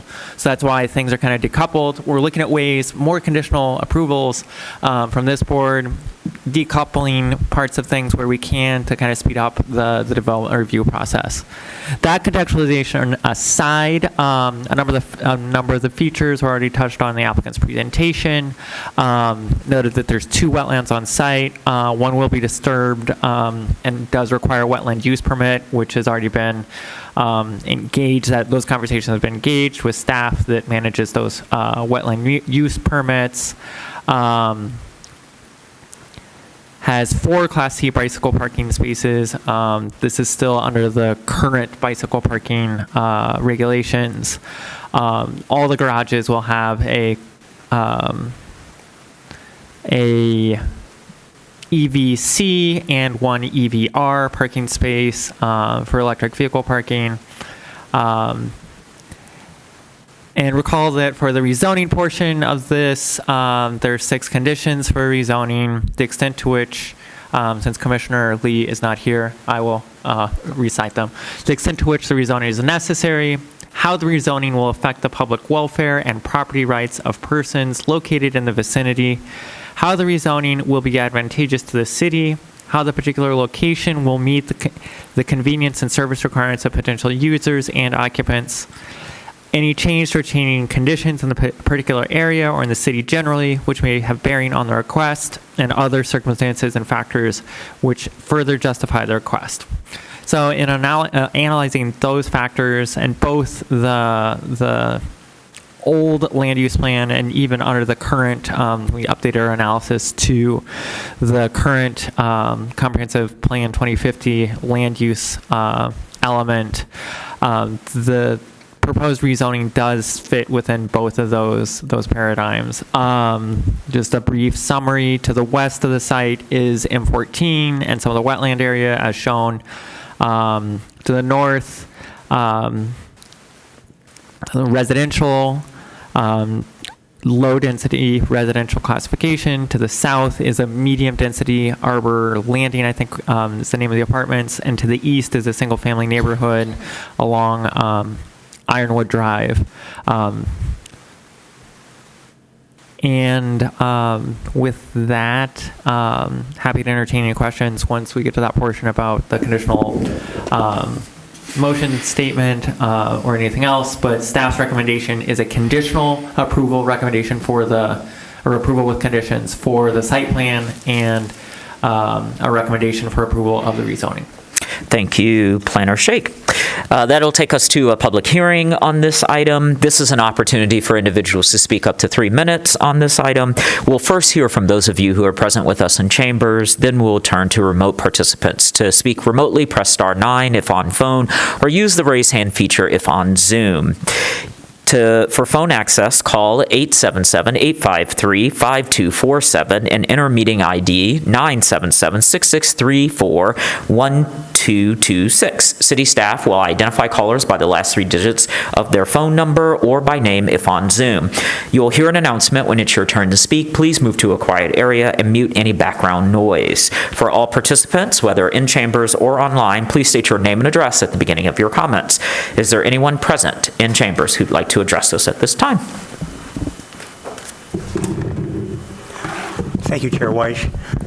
Ken Garber, 28 Haven Hill Court. I have a question about the R4B rezoning. Toll Brothers is proposing 30 units on 4 net acres, or 7.5 units per acre, with just over 65% open space. As Mr. Eichel Angel, am I pronouncing your name right? Close enough. Jason is fine. Jason 1, mentioned that's far fewer units and far more open space that's required under R4B. But I believe that same unit count and open space also complies with R4A, which allows 10 units per acre and 65% open space, if I'm reading the UDC right, and I defer to staff on that. So if it complies with R4A, why not rezone to that? I mean, if the site plan isn't built under R4B, the next project could go up to 60 units, double the density of this one, and remove another 10% of the open space. Now, maybe that's something we want, but I'm just asking. I note that the Arbor Landings project across Dexter, I believe, is R4A. So maybe that's the natural zoning here, since if I'm right that this project would comply. Regarding sustainability features, there are a few, but in no way does this even remotely comply with 820. Gas heat, presumably, no solar, no net zero, few passive house elements. There was the mention of the solar permissive bylaws, and to leave it up to the HOA or individual homeowners and whether they want to put solar on that. To respond to that, I'm just going to quote from the Toll Brothers 2025 Sustainability Report, quote, "In our California market, Toll Brothers saw incredible results under a new California building code requiring new construction homes to have a solar photovoltaic system as an electricity source. These systems are designed to achieve 100% offset of the building electricity production. Incredible results." It also quotes Toll Brothers Executive Chairman Douglas Yearley. "In the past, you'd see a house with solar panels and it really stood out. Now they have solar panels that integrate into the roof shingles or the tile on the roof, and you can hardly tell, you can hardly see it. That will expand beyond California." They've also done at least one project with geothermal heat at Magnolia Square in Princeton. Regarding air source heat pumps, this body approved recently 2 Robertson Brothers projects, 75 units, townhomes down on Sile Church, and 136 off Duveren, all with air source heat pumps. I'm sure you're familiar with this competitor, but you could ask them how they did it. Thanks. Thank you, Mr. Garber. Is there anyone else in chambers who would like to address us at this time? Manager Kelly, do we have remote participants who'd like to address us? There are no hands raised. Great. I will read the motion, but not the 2 pages of the motion. Thank you, Planner Shake. And then we'll start our discussion. So, motion 1, the Ann Arbor City Planning Commission recommends that the mayor and city council approve 3400 Dexter Road rezoning from TWP Township to R4B Multifamily Dwelling District. Motion 2, the Ann Arbor City Planning Commission recommends approval of SP 26-0021 3400 Dexter Road Site Plan Version 6 dated April 30th, 2026, subject to the execution and compliance with the development agreement and the following conditions listed on our agenda, which must be satisfied through the submission of revised plans within 6 months of approval by the City Council. Moved by Commissioner Adams, seconded by Commissioner Mills. We're in discussion. Looks like Commissioner Adams wants to kick us off, so we'll start with Adams. Yeah, clarification. So this, to whom? Staffer. Thank you. Yeah. The staff report states, and I think the petitioner also stated, I think both statements are wrong, but I want to be corrected. This site, as I look at the land use map, and I'm colorblind, so when I look at the land use map, I'm kind of doing it, by guessing. But it looks like it's not shaded residential. It looks like it's shaded township, like it's a shade of gray that is closer to township than residential or transition. The staff report states that this is recommended as residential in 2 spots, and I heard the petitioner state that this is recommended transition, and neither one of those is right. It's nothing, right? It's a... Yeah, without, so in the old land use element, it was like a low to medium density residential. I don't, perhaps Deputy Planning Manager Kelly knows a little bit more of the context. I know some, if not all, we had some issues with township parcels. It's within the maximum annexable boundary in the agreement with the neighboring townships, but I think there was some issue with some of the township parcels not having a land use designation in the new comprehensive plan. Yeah, and I'm sensitive to it because the thing I don't want to do right out of the jump is take a parcel that is recommended as residential and recommend a zoning for it that is transition. And when I looked at this, when I'm looking at the land use map, I see a shade of gray that is not a shade of gray that we used for residential. So I'm seeing some indeterminate parcel that I have a little bit of a free hand under the map or the recommendations in the map to say what I think is appropriate, especially given that we do have right across the street residential or transition. And I think that R4B is appropriate here, but I didn't want to break from our document right out of the jump. So can you clarify what you... I think I've got it clarified. Okay, you had a question. Your question is answered. I think so. But you don't need anything else. I support the rezoning in the site plan. I think that this is appropriate for this parcel, and I think we ought to do it. Okay. So you're not asking for a correction to the staff report? I wish it could be. I'd ask you to take a look at it, because especially when it goes to council, I'd like that to be corrected, but I think I'll put that on record. Sorry. Okay, I see you. As we move along, we'll give you a chance to address it potentially. Other commissioners? We'll start with Weatherby. Okay, so I just have some questions here, and one of the, can somebody on this map point to, is it the big... Which map? I'm sorry. There's the map that's in the site plan. I think the comment was the wetland that's that's up on the screen. I see. So the wetland to the...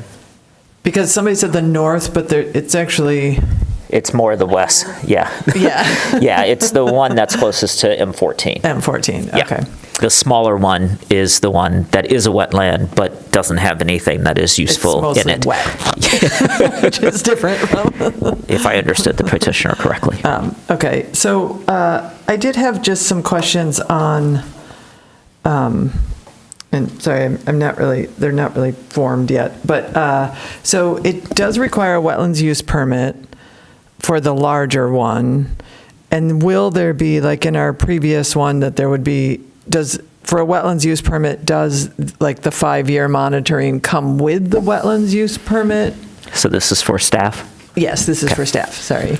And give me 1 second to check what the, default period is. Right, because if we're talking conditions here, and we just did one that required a 5-year condition for wetlands monitoring, then... You want to make sure that this one has a 5-year wetlands condition. So that's where you're going with your question. Yeah. Okay. Was that it, or do you want to keep going while they look for that? I want to keep going. Okay. So then another one for, I guess, either the petitioner or staff is, where is this, I think I know where it is, but where is the solid waste, the dumpsters and the turnaround? Is it up in the... Why don't we start with the petitioner so someone can answer? So if you want to come up, and if you have your site plan, a more detailed version that has that. The dumpster enclosure is right here, sort of at the end of the, I don't want to call it like a traditional cul-de-sac, but it's here at the end of the main drive. And so that property right to the right or the east of this is an open piece of property, or is that owned by So it's a good question. you all? There's a lot immediately adjacent to this parcel that's owned by the same property owner who is allowing the utility easements. And currently, the only thing that sits on that lot, which is on Ironwood, is a garage. There used to be a home, I believe, there at one time as well. But the property owner who owns this piece owns also the lot on Ironwood, which is allowing for the utility easement that will run through there.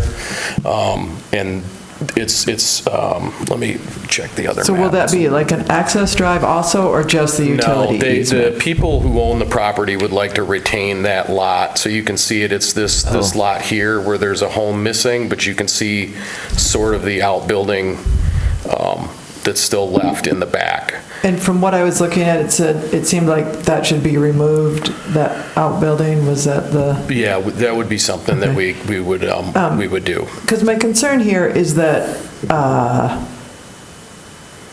in this property, the thing that's going to be the noisiest, smelliest, most obnoxious is probably right there next to the neighbors. And that is of some concern to me. Like, is there, because it looks like all the internal car traffic is hidden by the buildings, right? It's up that main lane there between the buildings. And it's just that you're putting the thing that's going to be, the least neighborly is going to be closest to the neighbors. And did you have a plan for that? Or, I mean, I know garbage pickup in my neighborhood is usually around 5:45 in the morning, which is not legal, but... It is in the downtown, though. I'm not in the downtown, but the university doesn't care. So, that's just a concern for me of putting those nuisances right closest to the neighbors. Okay. And I don't know if there's a plan for that other than... We really struggled with the location of the enclosure to begin with. Our first impression was that there would be like the allowance of wheelie bins, but then we were quickly educated that that's not something that's a really nice way to put that. I was going to say disabused, but... So we looked at putting them in the front so that they would be sort of the first thing. The problem with that is when you come home, the first thing you want to see is a dumpster enclosure. Yep. We also don't want it to be a burden on Ironwood, so... No, this is something that we've been contending with, and if you were here earlier when Manager Kelly went over our work session plan, we do have a conversation with solid waste because we're hearing this a lot. Sorry. I would say, Back to you. I would say what we could do is we can go back and take a look again between now and the time of final and see. I can ask Jason to look into it again and maybe see if there's something that we can come up with. Yeah, because it's just the homeowners right next to it did send in a mess, so I know that they are already concerned about the building, and then I'm like, well, yeah, you are. I mean, there is a concern there because right behind their house is going to be this. So that would be helpful. Absolutely. I realize that the city does not make it easy to find an equitable spot for those, but that is a concern. And then the other question I had was, with these being sort of just a standard 3-story, you are putting people right close to the highway, up high, so there's not going to be any mitigation of noise, or, there are some trees there that might help, but generally those are deciduous trees along there, I think, that would be at that level. So what are you doing to make these actually... I mean, there's going to be a pretty robust landscape buffer along the highway. There's already a lot of existing mature trees there now that we anticipate not touching. The other part of this is the wetland area that we're looking to enhance, along with the sort of stormwater system will run up against sort of that side of it. And we're anticipating that with the trees that are going to be planted, plus the mature trees that exist there now, that a lot of that sound will be mitigated. Plus we use a 2x6 construction, which is a lot thicker walls and a lot more insulation for these types of units as opposed to 2x4 construction. So they're a lot quieter. And these will roughly be equivalent to the same height as the apartment buildings that are on the south side of the road at Arbor Landings. Okay. Grow trees, grow, because that's probably a 30-foot or more for the bedrooms on the north side there. That's fair. Okay. Were you able to get an answer? Thank you. You're welcome. Just need to get my microphone turned on. So did some digging in the UDC. 529.4 goes through our wetland use permit procedures and regulations. So not to get too deep in the wetland, where mitigation plans are required part of the wetland use permit. So like there's two parts. To apply at the city, you have to also have like the receipt of application at the state. So you need potentially state and local and municipal.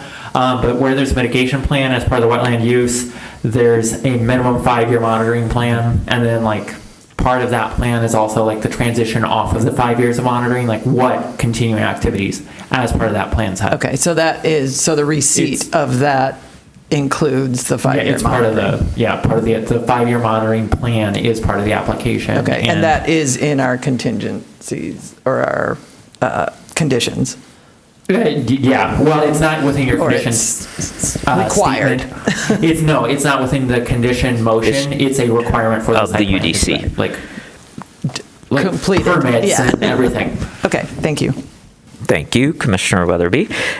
Commissioner Bassiuni, and then Mills. Yes, hello. So, okay, I think I have 3 questions. I'll start off with the petitioner. So I appreciate your explanation around the 2x6 versus 2x4 construction, because when Commissioner Weatherby was talking about the noise, I was thinking about a previous one where I think they also talked about windows. I live in a condo that is near the train tracks, and so the windows are perfect for sound buffer. So I'm not familiar with 2x6 construction. Is that just the walls? Is it also the windows? I'm just trying to understand a little more. No, the windows usually use the same sort of framing technique as there's not like they're not any thicker than a normal window for a home. Just the walls are thicker, but the framing for the individual windows is the same. Gotcha. Okay, good to know. Thank you.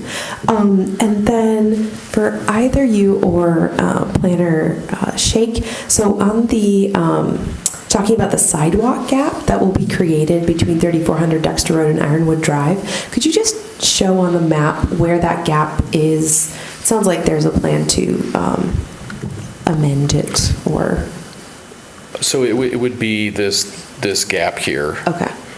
So the current site plan has the ordinance requires that there be a frontage walk that would go from from end to end of the parcel front, but then it would leave this gap between Ironwood Drive and the edge of our property.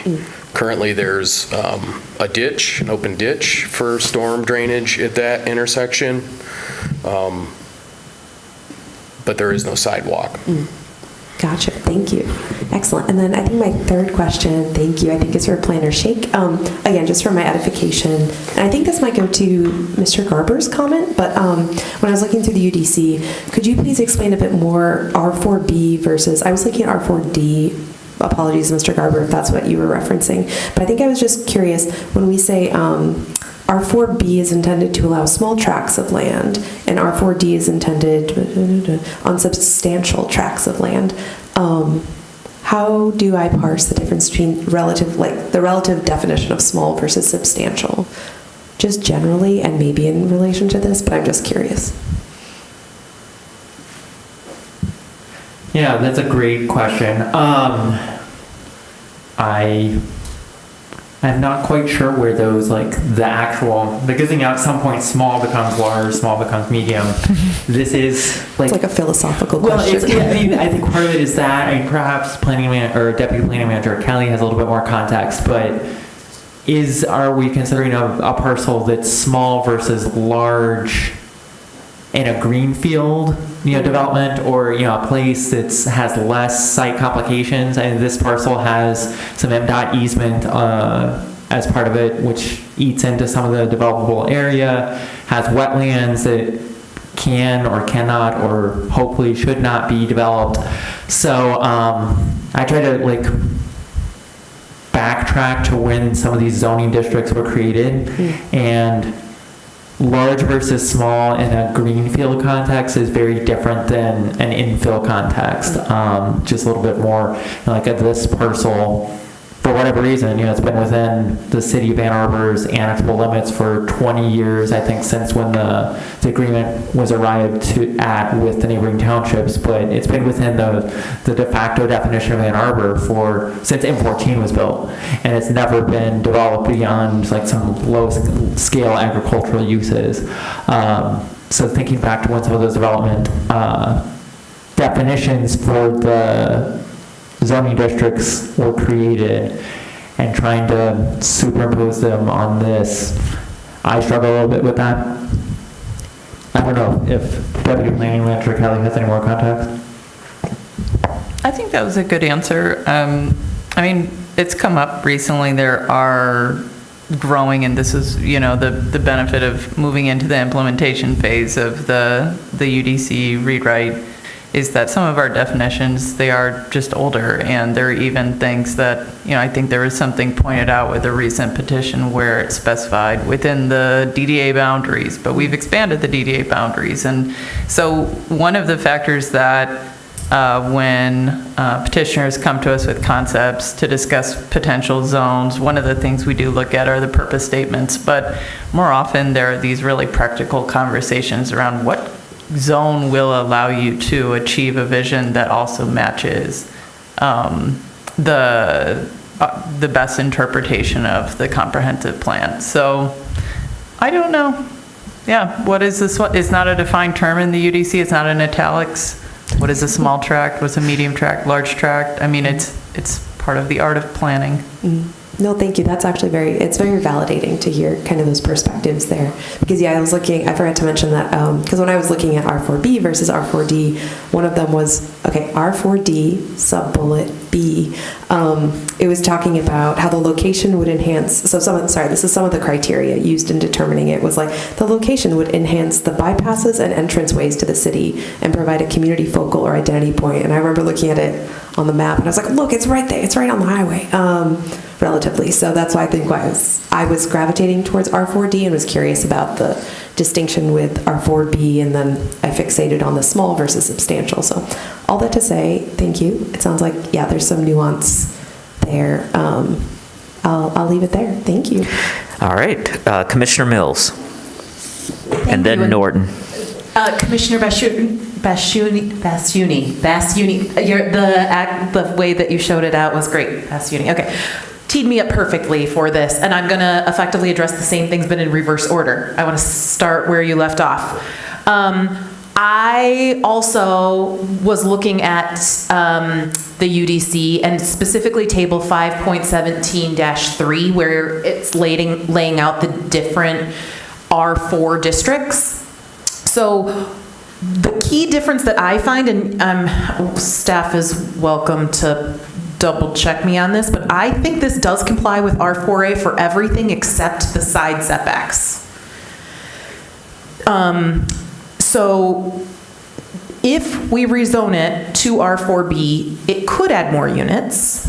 It could have more lot area covered because R4B allows for addition or less open space. The front setbacks and building spacing are the same, the height's the same, rear is the same, but the key difference here and why it wouldn't fit within R4A is because I think of those setbacks. Is that fair? Trying to project back, should have included that in the staff report, I'm sorry, to the commissioners, but reflecting back to early conversations and trying to find the best fit, that does ring a bell. Okay. So, but it's also from that table that on the one hand, R4D would allow you to get more units there, but it really wouldn't comply with the setbacks then. And so it's a trade-off. Like you get higher height, but in exchange, larger setbacks. And so, and it is that minimum lot area in there. It's got to be minimum effectively 2 acres, which this one fits, but that's one of the, at least that's how I read it. And so maybe that's helpful. I similarly was wondering with R4A across the street, like why not R4A? I also recognize, like, we don't know what the transition district will be. Across the street is zoned for transition or is planned for transition. And so like, I imagine that this would also be transition, but I'm with Commissioner Adams that it's not shown. And I think that's important to note in the future. I'm okay with R4B, to be really honest. But I just want everybody else to know that if it's important to you in either way, or just to know, like, there could be more units, there could be less open space, and there could be smaller side setbacks if this is rezoned and this building doesn't get built, but something else does. Again, I'm okay with it. I want to get to the next one is the sidewalk gap. Does the condition mean that they're supposed to fill that sidewalk gap, or what is the condition? Help me understand that.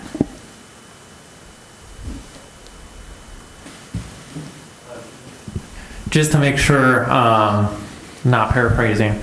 So kind of, and I did take the time, because we discussed this at a few other meetings, I did take the time to make sure the most recent Transportation Division memo was attached as one of the attachments to the agenda. So this proposed condition would be to complete the Dexter Road sidewalk project, the sidewalk connectivity. Connecting to closing the sidewalk gap, basically there on the Dexter Road sidewalk project.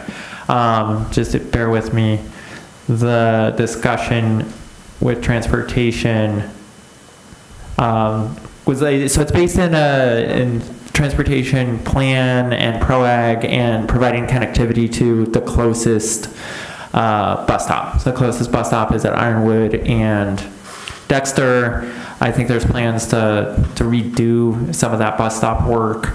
And so looking at connecting to that, I think there's an alternative, just bear with me, there was proposed by the Transportation Division as a less optimal alternative about providing a mid-block crosswalk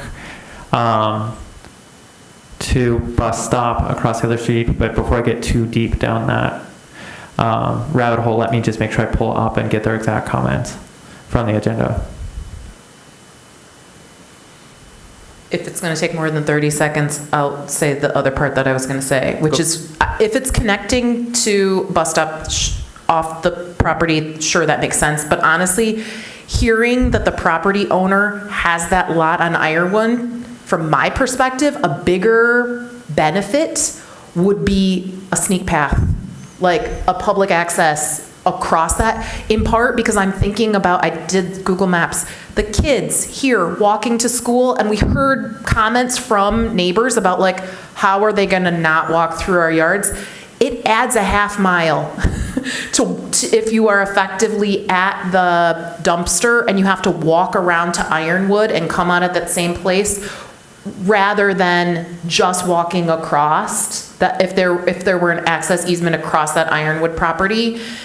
I think that also is a benefit to the neighborhood who might want to go farther out on Dexter to, again, nobody, I don't know.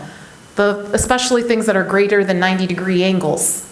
My family loves sneak paths. It's made more pleasant. So I don't know how transportation feels about that, but if this is still a work in progress, in my mind, that would be that would be a better location for extending offsite. I'm not going to change that, but I just thought I would. Has this been discussed at all?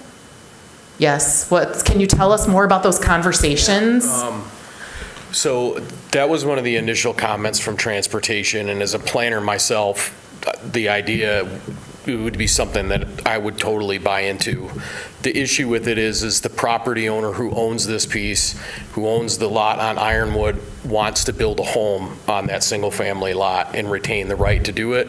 So the only thing that they're giving us is an easement for the underground utilities through that lot.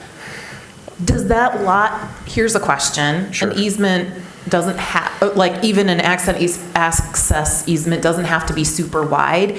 If I don't know what it takes, 10 feet, whatever, 5 feet. Some of them are really narrow and that's just enough, right? Does that make the lot,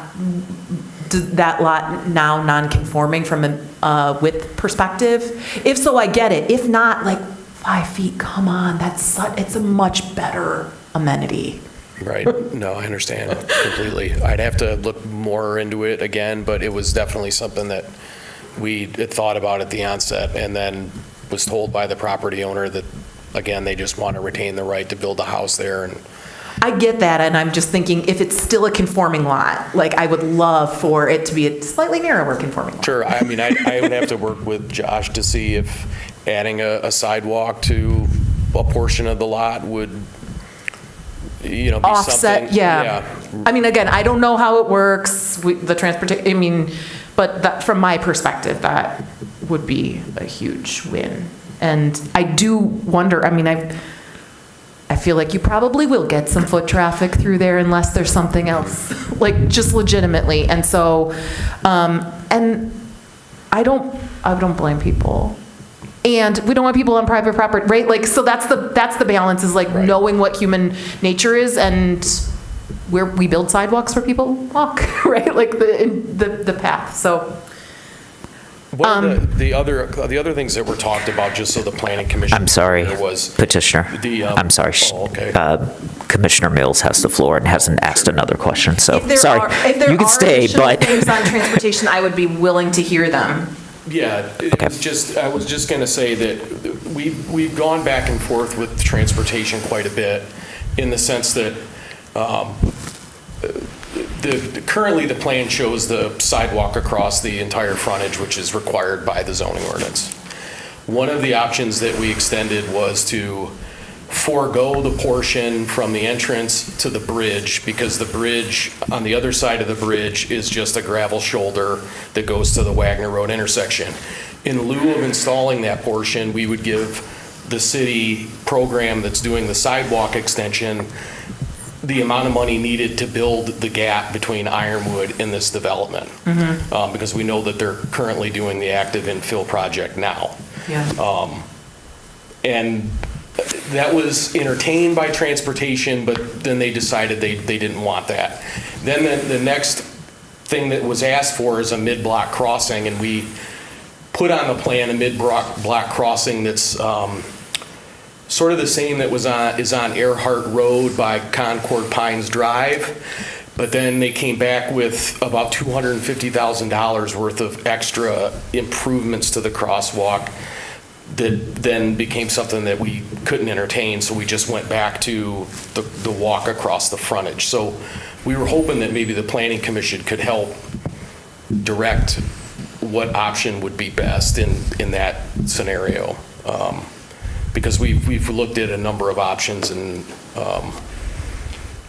so far we haven't, come to an agreement on what would be best. Thank you very much. I'm curious. So we'll go first. For staff, do we have discretion or what? Because I hear it. I shared I like the sneak path idea. But I don't know, Yeah, so I'll kind of run through things.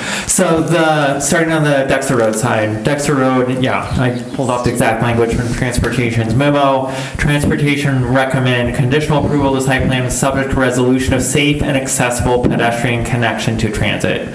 So their most direct and feasible solution is construction of the north side sidewalk between the site and the planned Ironwood Rose Drive pedestrian crossing and transit node corresponding with the city's Dexter Road sidewalk project. That was the proposed language in the motion.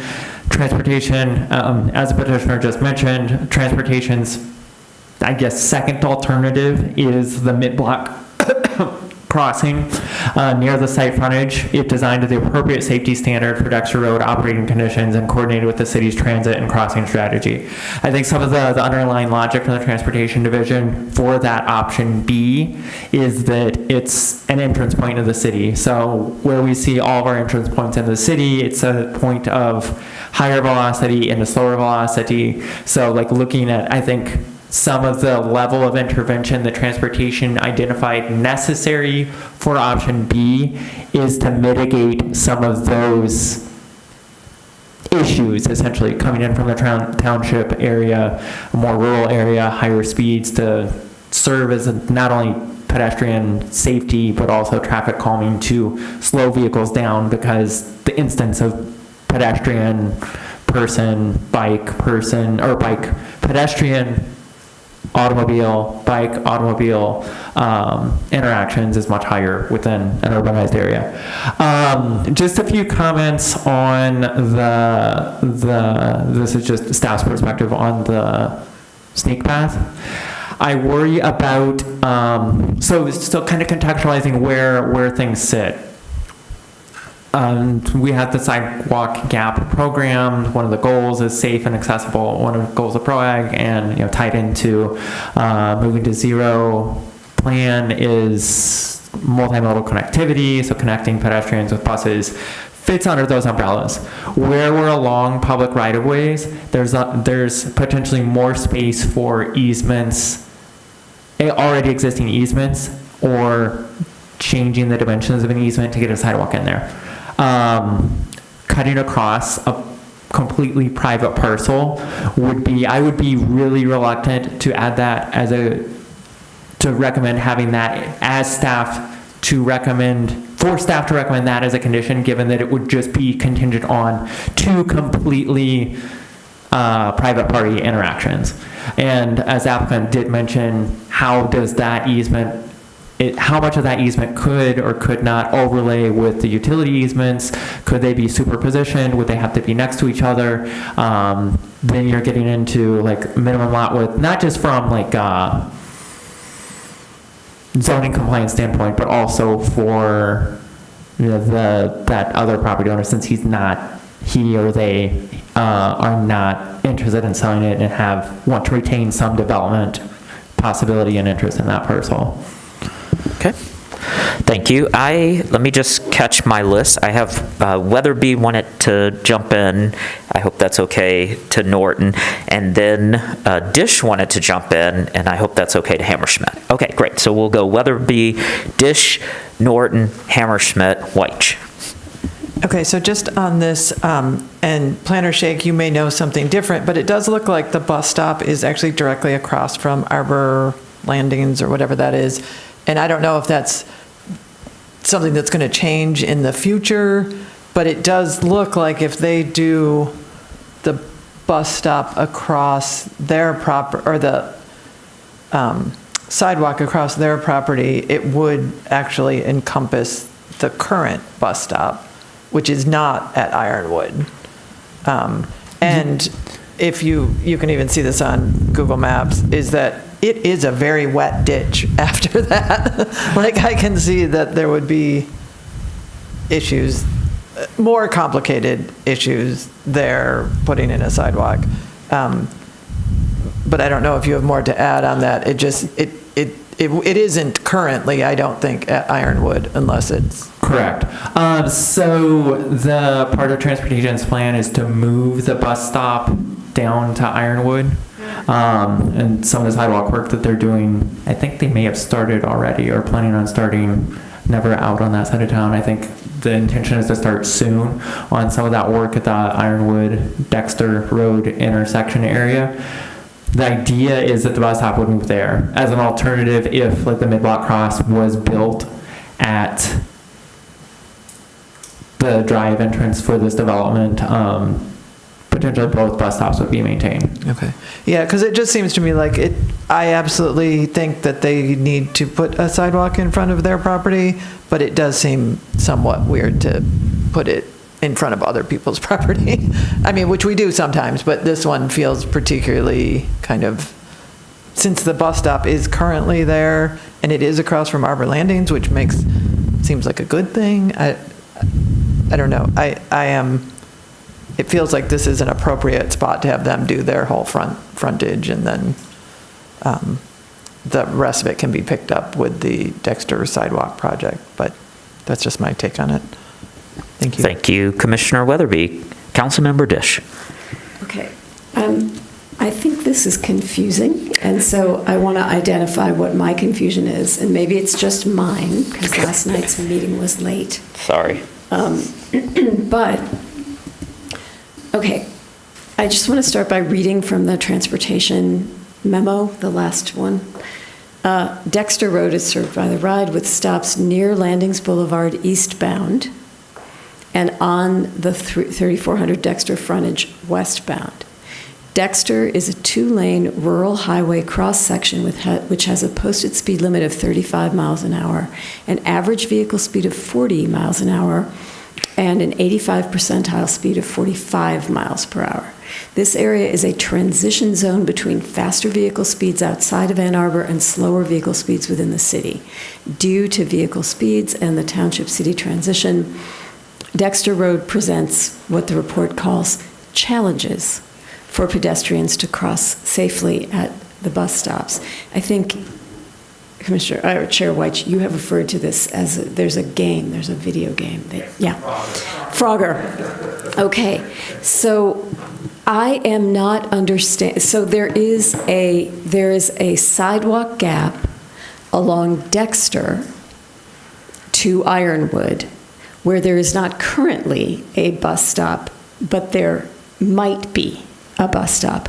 There is also a need to get people across the street because presumably one wants to take buses in both directions, not to be. And so I don't, yes, but you have to get across the street safely. So there's a gap problem and a crossing problem. And I just don't see the pedestrian advocates on council feeling like this plan meets, that either option fully meets what needs to be done. And I understand that these many things that the list of things, pedestrian refuge island, hawk light, or whatever you, RRFB, I can never remember that. Removing the right turn lane, positive contrast lighting, Understand that those are expensive, but I just can't imagine having more homes and more humans there with no safe way to get across the street. And I guess not completing the sidewalk to Ironwood is fine if people are going to take the bus at landings, but either way, they have to get across Dexter. And I just see that these are both in the air, and I just don't think council will not be happy with this. Okay. So there we go. I'll take a note, and we'll come back to it. We'll go Norton, then Hammerschmidt, then White. Okay, I'm noodling. I am noodling on this project. I have a question. This project, I think it's for staff. Is this project big enough that it requires tree protection or natural features? There's a wetland plan, but what's up with the trees? As far as like mitigation? Yeah, they're going to be taking trees to... Yeah, all without having the site plan exactly in front of me, what the mitigation numbers and stuff are.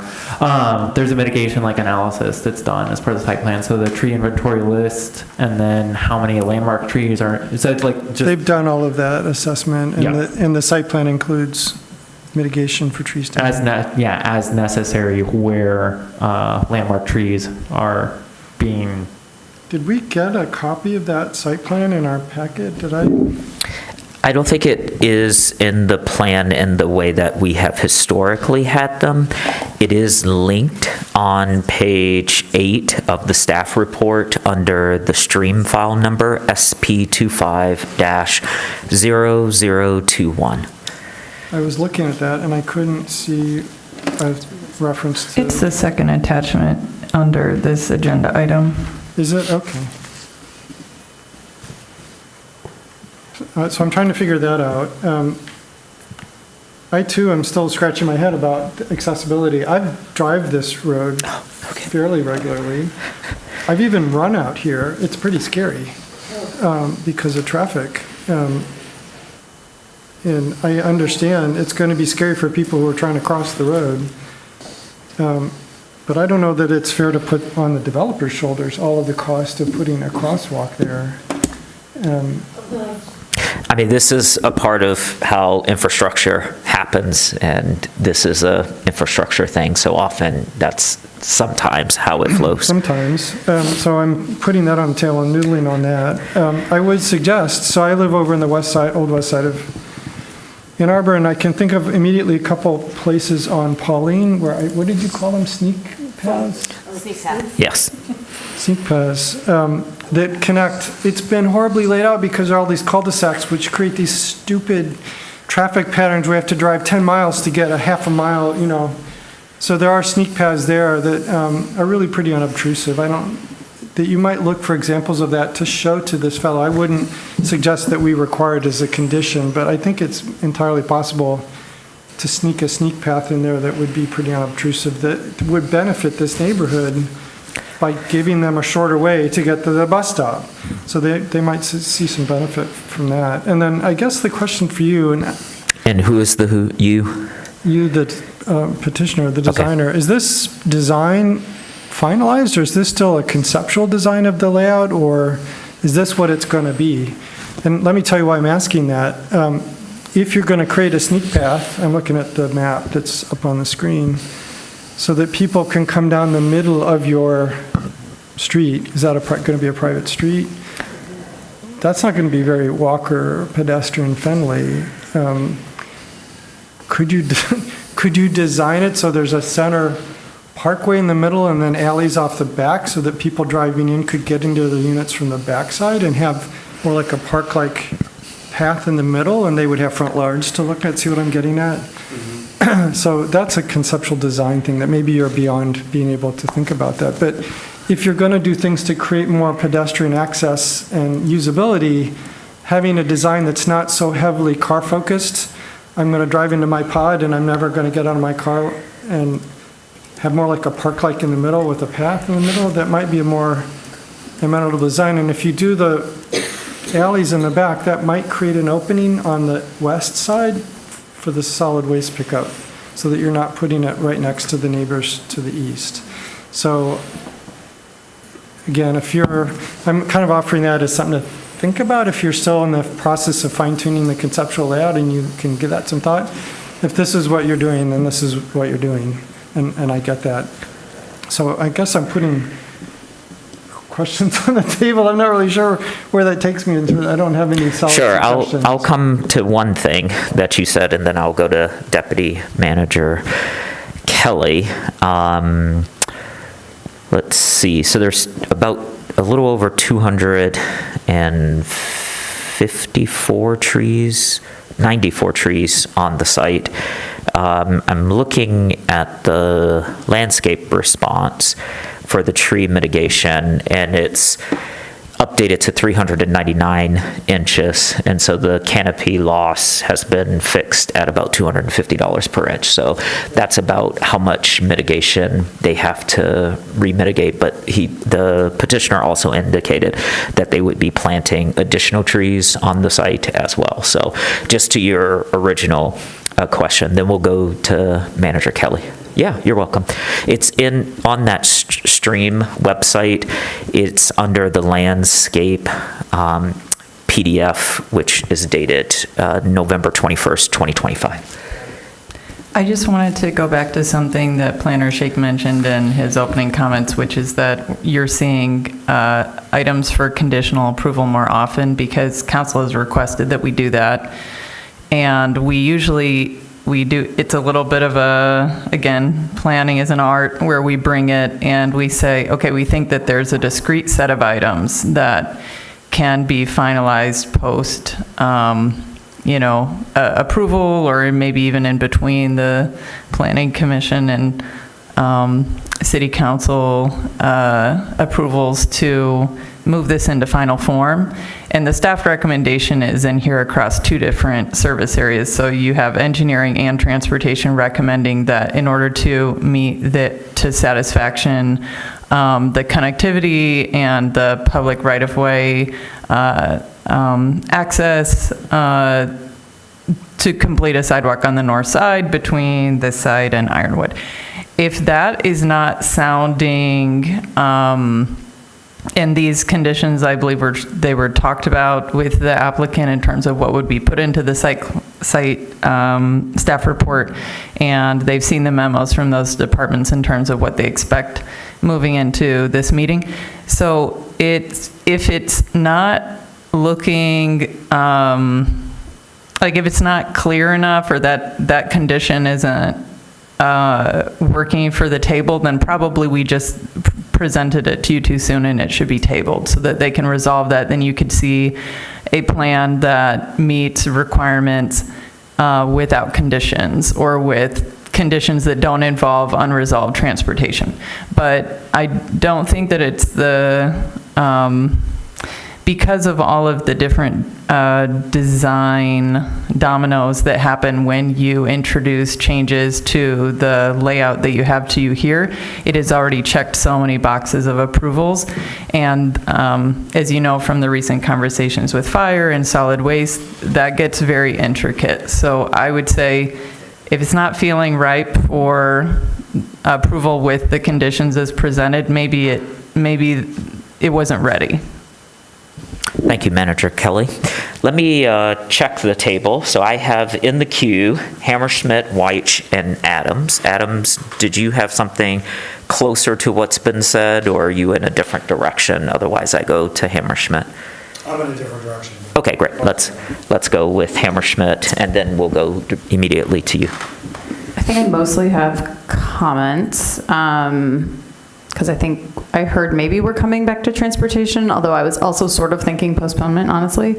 But on transportation, I'll just say I think I agree we need both that gap filled and a mid-block crossing, but I'm sort of on with Commissioner Norton where it doesn't feel fair to put that mid-block crossing on the developer when this is an issue like right now with the people that live at Arbor Landings. I want to go back to noise abatement. I'm just going to encourage you to look at triple pane windows too, because that will help the noise tremendously. I do appreciate that you're not anticipating touching the trees that are adjacent to the highway, but I distinctly remember Concord Pines, and whoever presented at that time swore to me that they were going to leave a ton of trees between the homes and the highways, and you drive by on the highway and the houses are right there.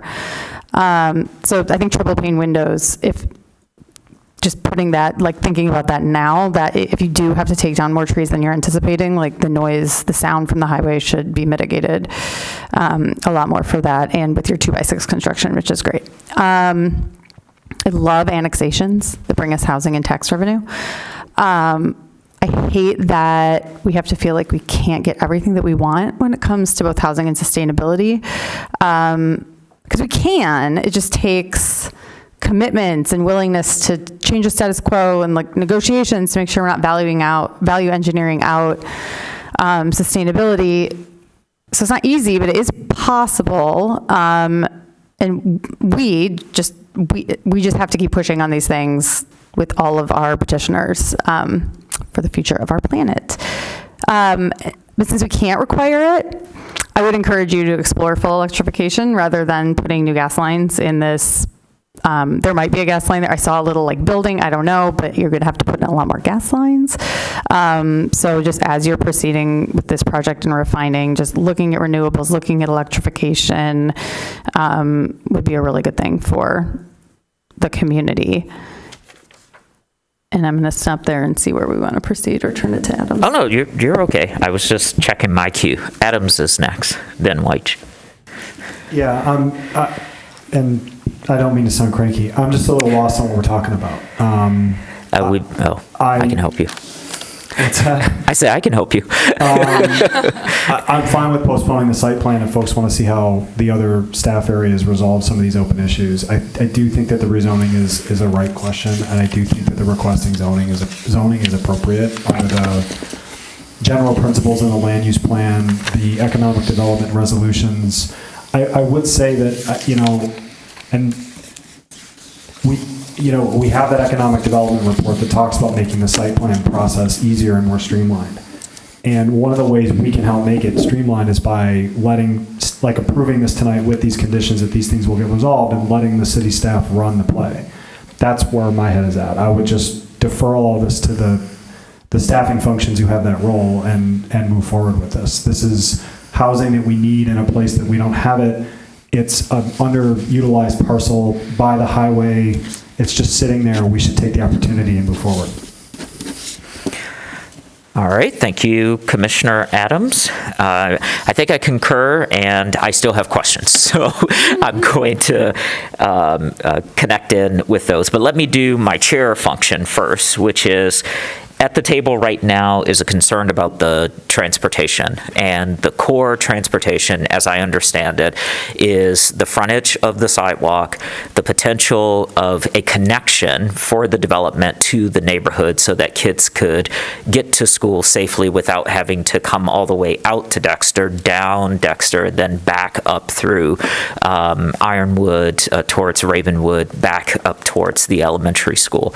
There, according to the petitioner, there are at least two conversations that are at work, maybe three. So one is build it as the UDC requires it, build a mid-crossing, or introduced by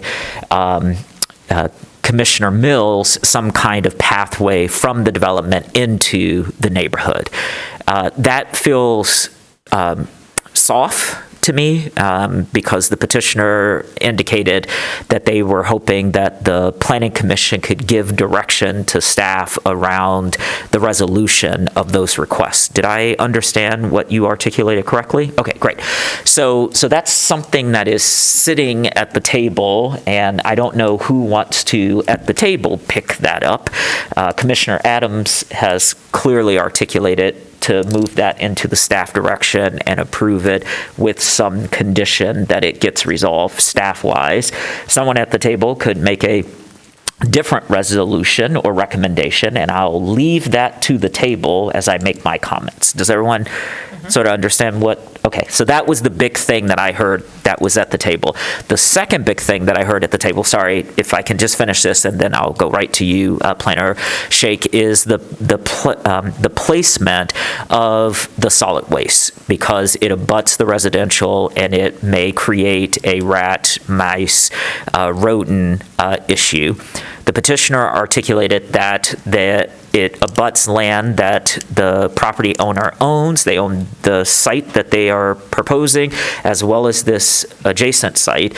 They're providing an easement, but the petitioner has articulated, given the requirements that they have, that this is the best placement.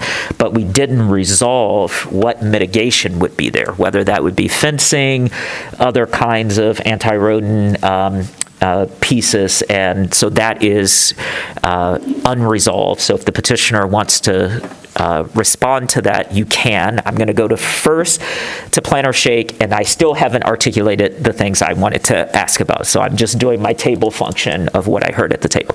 No, but Planner Shake. Just point out clarification, the two super summarizing the two staff perspectives, or transportation division staff perspectives, were the sidewalk gap down to Ironwood, with the understanding that as part of their programming in that area, I think now the bus stop is intended to be moved down there, or mid-block crossing where the bus stops presently are today. And I think in conversation with Transportation Division, because this briefly came up, if the mid-block was constructed, they would probably still have the new bus stops at Ironwood, and just have two bus stops, for what it's worth. Okay. So my questions are slightly different for the petitioner, and I agree with Commissioner Adams that I think the rezoning is fine. I'm always going to ask for more housing, so that's my first question to the petitioner. If you could come up and talk with me just for a minute about why you're at the numbers you're at and not the numbers that the zoning provide. Is that a cost, a layout of the site? Are there other constraints? Because we don't have a lot of land lots like this, and so it's an opportunity to put as much housing as we possibly can, and the site could have more housing if you could make it work. So just questions about why you've presented it the way that you have. I mean, I can, and Mr. Chair, those are all great questions. Sure. And I think the answer is both. The site is very constrained. It's an oddly shaped polygon. It has a wetland on it that's already been called out under the old master plan as being required to be saved and enhanced, which we're having to put a wetland enhancement around the existing wetland to kind of so that'll extend it. To actually make it better than what it is now. And then the other part is, we ran into an issue where the city's sewer that's located across the street, and our engineer's here tonight so he can talk more intelligently than me about it, but the city's sewer is stubbed off over at Arbor Landing, and that would be the gravity lead sewer that we would typically use and connect by gravity to get there. There was never any easement granted to get that sewer out of the apartment complex, so it's effectively locked there, and we've reached out to, I believe it's called Solomon Properties, who owns the apartment complex, and they have no interest in allowing us to tap into it at that location. So now we're having to work with the city engineering department to use, is it a lift station? To mechanically pump the sewage to a different sewer location, which is a lot more expensive than letting gravity take the effluent to that location. I know this because I have a building and we have to pump sewer because we didn't have enough pitch, and we have 18 inches of concrete that we didn't want to tear up. So it's not that we're constrained by the cost of that, and I think also to Planning Commissioner Mills's point, I don't know that more density is almost achievable because of the constraints of this sewer system, because it would even cost more to add more density and more effluent and larger pump stations, and then upsizing all of that.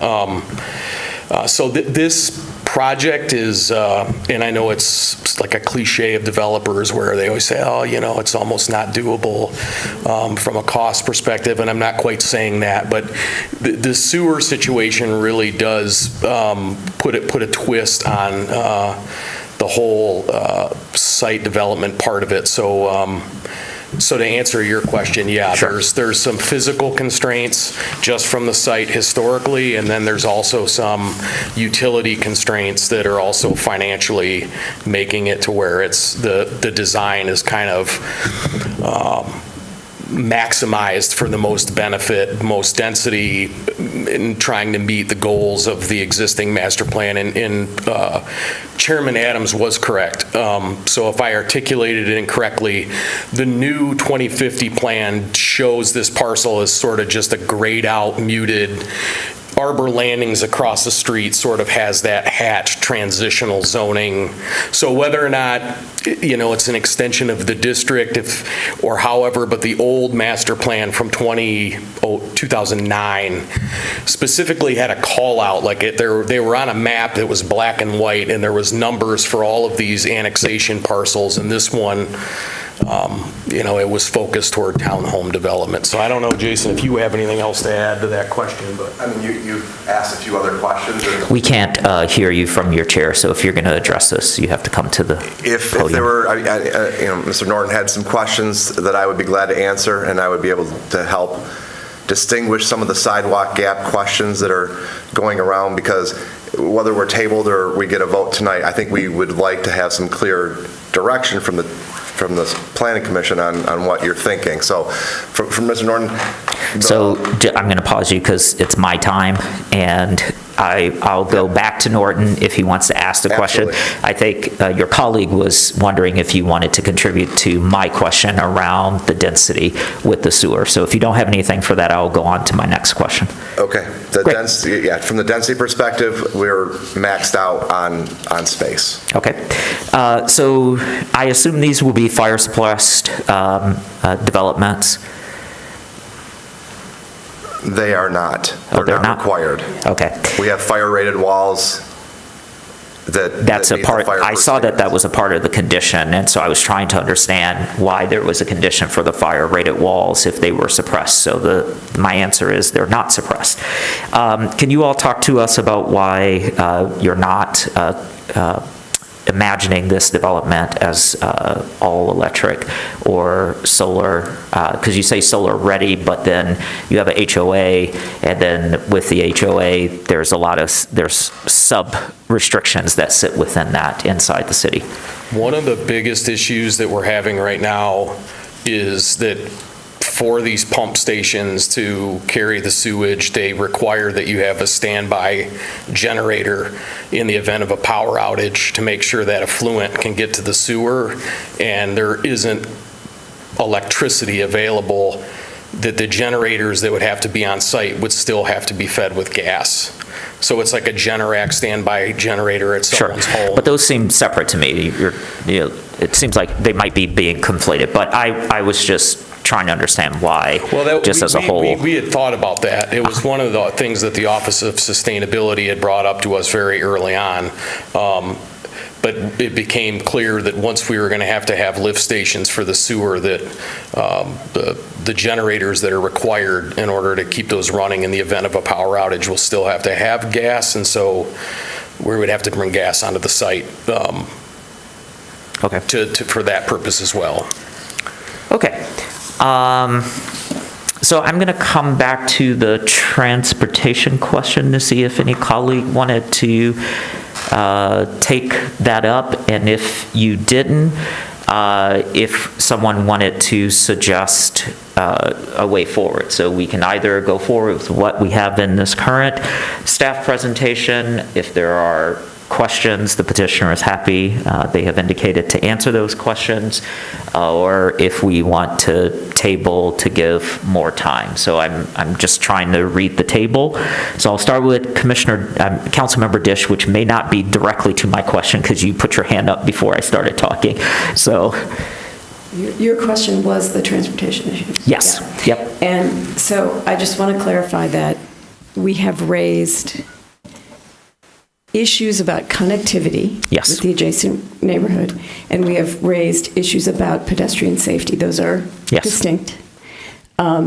And both are addressed in this report, and both are tricky, right? The connectivity problem is not resolvable, and the pedestrian safety problem, the staff report says, transportation staff and the applicant were ultimately unable to reach agreement regarding the extent of pedestrian infrastructure necessary to provide safe and accessible transit access consistent with the city's corridor planning objectives. I don't know what to do with that sentence, right? And there's several back and forths, and you have a memo that you wrote in January, which was, acknowledging how hard you were all working, you and transportation staff. But I don't know what to say about this question that you raised, Ms. Kelly, as to whether is this too soon, or because, for the reasons that Commissioner Adams suggested, council wants to see things that are approved with conditions so that we can move things more quickly. I feel as though there's a stalemate, and some of the stalemate has to do with financial considerations, and some of the stalemate has to do with the ongoing discussion of when we are in areas of underdeveloped infrastructure, what can we ask a developer to do and what should the city do? And some of the stalemate is the real complexities of this site. Obviously, when you have an open site that you're able to annex into Ann Arbor, it's not going to be a simple site. The city is 250 years old, right? Everything that's left is super challenging. So I feel extremely stymied because I do not know what city council will make of this, or I can say I trust that if Planning Commission gives conditional approval, in the interim, some of these issues, please do not bring this to council with things that are just stalemated like this, because then you'll have 11 people, or at least 10 people, who don't even have the expertise on this board, trying to hash something out, and I just don't think that's going to be productive. So, but I am willing to, I appreciate Commissioner Adams reminding me of the things that So we could split the motions, because there are two. One is the rezoning, and the other is the site plan. So we could follow City Council and approve the rezoning, which would at least give the zoning through, and they could move that part through. And then the second part is the site plan, and then we could have a separate conversation about what to do with that, whether we continue down this path to find conditions that we could approve, or if we communicate enough to staff and the petitioner that they could then take something back and then come back with a revised site plan. So I'll hear from Planner Shake. You don't have to speak to what I just said, because you, again, had your hand up before I started talking. No, just a point of clarification, point of order for timelines. So the annexation was approved last night at council. It will probably go to the Scioto Township 3 weeks to a month. I don't know their exact public notice periods. So the earliest that I would estimate that council would see any action from tonight's Planning Commission meeting would be, let's say, 4 to 6 months, that kind of timeline. Or 3 to 6 months. Sure. Depends on how quickly the state goes and how quickly the township does their process and gives things back to us. Like, staff cannot bring anything, whether it's a recommendation for approval, denial, conditional approval, until that is finished. Things come back from the state. So then my clarifying question is, does motion 1 impact what the township and the state does, or is it just ancillary? No. Okay. We cannot, the sequence has to be annexation, but you can't rezone something that has not been annexed yet. Right. But the annexation is always the first step. Okay, so we don't have to separate the motions. We could keep them together, and we could postpone a decision tonight to give the petitioner some opportunity to resolve the things that Commissioner Dish and other commissioners have raised around the transportation and the connectivity. Yeah, and they could be separated or could be kept together because neither of them can go to council immediately. Sure. So I'm going to start with Commissioner Norton because you made eye contact. So, and then we will, after we hear from Commissioner Norton, then I'll do another check at the table to see how we would like to proceed. Commissioner Norton. Well, two things. If you're looking for guidance from the Planning Commission on how to... You're addressing the petitioner or staff? The petitioner. Okay. You're looking for us to give some counsel, to give some advice to staff on how to resolve this. The way I would approach it is to think through how much is this new development going to contribute to new demand for bus access. I read through the memo quickly. I didn't see where there are counts of the numbers of people from the Ironwood neighborhood or the landing, how much bus activity, how much demand there's for bus, but presumably some of your units, people would use the bus. It doesn't make a whole lot of sense to me to put a bus stop at Ironwood and then retain the one that's already at Landing Boulevard. Those are two really close locations to have two different bus stops. So my counsel to staff and transportation staff would be to do a more searching probe into what this development is likely to contribute to bus demand and have the developer contribute to that part of it. So it seems to me if most of the demand is going to come out of the landings and this new development, I would keep the bus stops where they are and put a crossing so that people from either way could get there. And then why isn't the city creating the gap? I don't understand why the developer is being required to fill a gap off of their property that they're not contributing to. So that's my thoughts. Unfortunately, he didn't pose it as a question to you. He did not. And then the question I had was, could you speak, I raised some questions about the site design, and you had some insights to that question. Yeah, so what you were describing from kind of an alleyway with a more pedestrian-friendly mid-center line is 100% correct. But with the stipulations we have on our site, it's so narrow, we're already at setback to setback, wetland to, we just didn't have that availability, but that was our first intent. You don't have the space to do that. And then did you have a question on sidewalk gap? Sure. Yes. Can you fill me in on your thoughts on the sidewalk gap? So we did work with the transportation department on many different occasions. So we've had compromises back and forth that I'm sure that, they have good intentions. There's already a current plan in that area for improvements. So the gap that's there, in our minds, should be incorporated into those existing plans because of our now proposed plan that will continue that sidewalk through there. What our concern is there's a condition on the plans right now to put that gap in that's not required in your ordinance for us to put sidewalk off of our property. So those are the kind of the restraints that we're nervous on. We were willing to work with them. We actually had a compromise with them to not build the section to the west to the highway because we all thought that would be extremely unused. Use that money to give to the city to build that gap with their project. That was on the plans, and then it was taken away. And I'm not saying that was wrong, because putting our frontage sidewalk on is probably the right thing, which we are doing. The mid-block crossing is a very awkward position between us and the landings because of the XL decel lanes. So a better location for that is at Ironwood and Dexter. So I know people, you're not always going to get a crosswalk exactly where the most people are. You might have to go 300 feet down the road to get to a safer crosswalk, which that intersection drives, which should be, I think, is part of their overall current plan.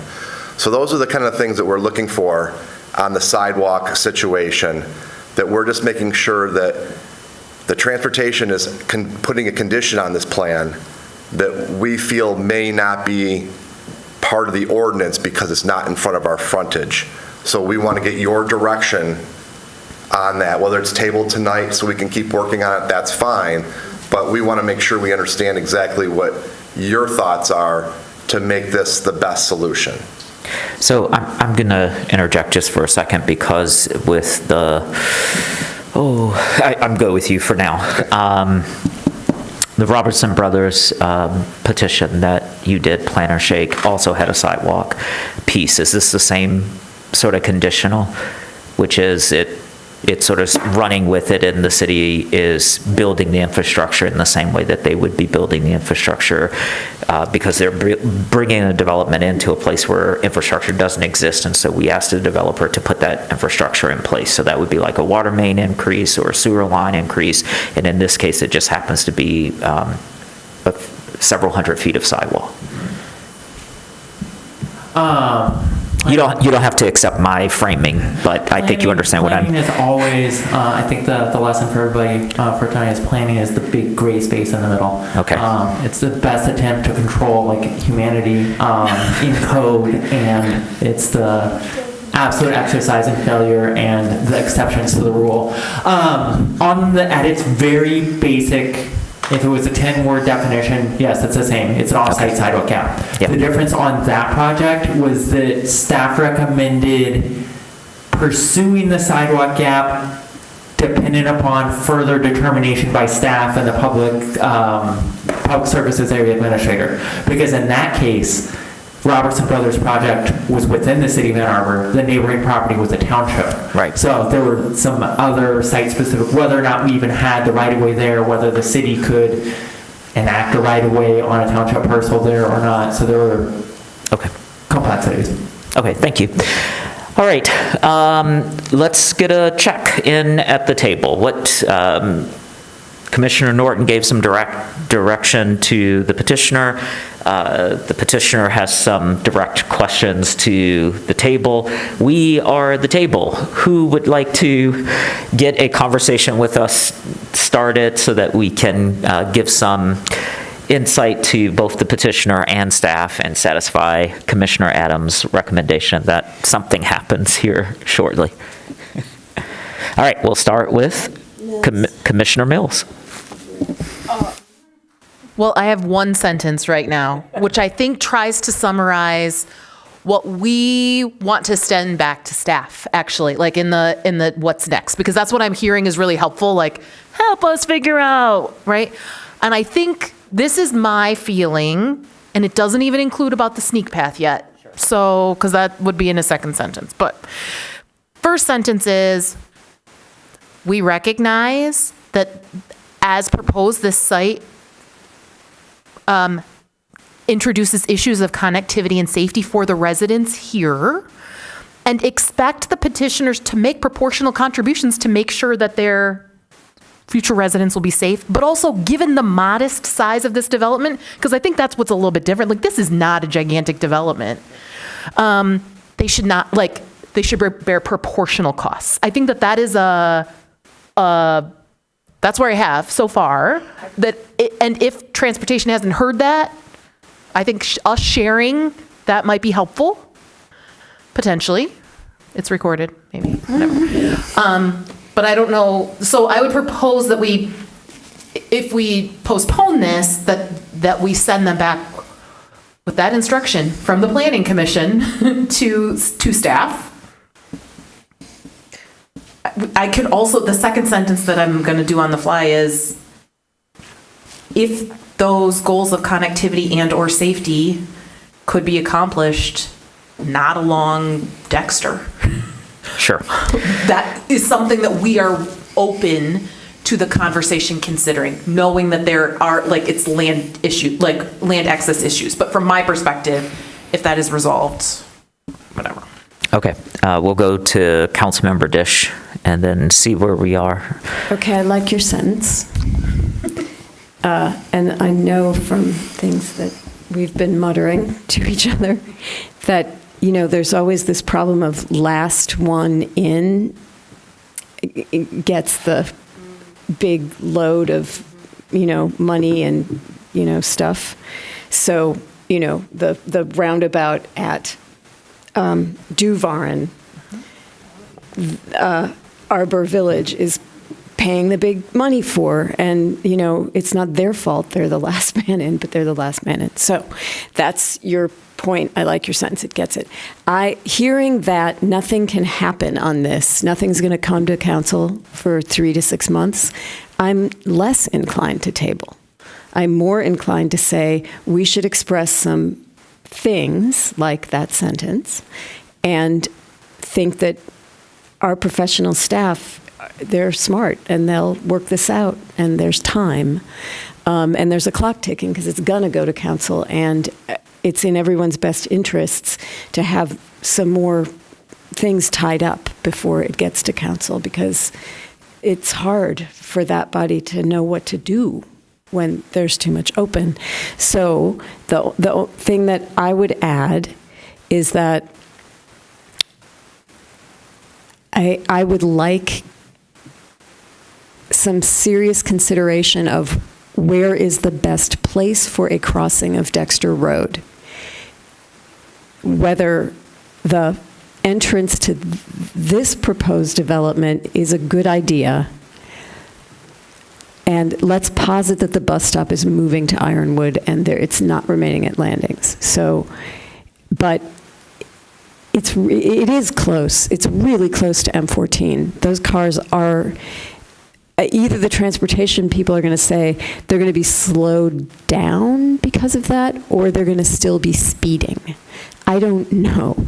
The transportation engineers, what do you think? They can't get on there. Yeah, they're not coming off of they're M14. Not coming off of it, but Okay. they have, what have they done? They've gone under it or over it?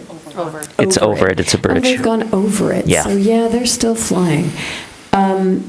Yeah, so maybe the best place for the crossing is at Ironwood. And maybe the best thing is for the petitioner to participate in that crossing, but not participate in the frontage and not bear the full cost of the crossing. I mean,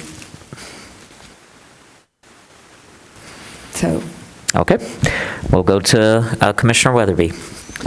So I think I'm kind of the reverse of that. I think that they should pay for the property in front of their, or the sidewalk in front of their property. I think it's fine that it connects to the bridge, because you can take a bike over the bridge, you can get to Wagner, you can get, I mean, we don't want to preclude transit past that. I think it's fine to have the sidewalk in front of their lot, and it's a fairly big chunk that is filling in. It does not go to Ironwood, but I'm looking, and again, it's 30 units. Arbor Landings has 328 units. So, right, it's too late. I mean, but, I do worry that if we are going to do a lot of infill and we're making the infill pay for what we haven't paid for in the past, I look at there are multiple condos across from my house, where they made each, the city made each of them fill in their sidewalk. And it means that there still is a sidewalk gap, a fairly significant sidewalk gap further down, but, it's going to get filled in. I mean, those most likely will fill in either with a sidewalk gap from the city or because of new development. And that just seems fair. And I know we don't, sometimes we add on but they're not looking for higher, they're not looking for more height. They're not looking for, they're just building, I mean, it's weird because it's a zoning change, but they're kind of building what's allowed there. And so, I don't know, it just feels like having them build their sidewalk in front of their lot fills in a big chunk that's needed of sidewalk, but the rest of it can be filled in through an already existing project that probably wasn't going to, this is taking some cost away from that already existing project. I wasn't disputing that. I meant they shouldn't have to pay for this. Oh, okay. No one can see this. This is the gap between Okay. the off their site. It's the gap between them and Ironwood. Okay, great. I understood what you what you meant. All right, we'll go to Commissioner Norton, and then I'll try to summarize what I've heard and see where Planner Shake and I land. I'm trying to understand, Councilmember Dish, did you say you're less inclined to table or you're more inclined to table? I am less inclined to table because there's time built into the process. So we would approve this with the condition that they work it out? Yes. Given we're given giving the them- counsel that we're kind of giving them on how to do that. Right, and we're giving them, as usual, our perfectly clear and utterly consistent. Unambiguous. Yes, And does We have that- two things. So I'm mindful of Commissioner Adams and the city council's concern that we kind of drag things out, and that makes it really hard to develop, and we're trying to get away from that. Is that in this, now I'm looking at staff. If we don't table and we approve it with these conditions and say, work it out, is that still going to allow things to proceed in an orderly manner and not get bogged down?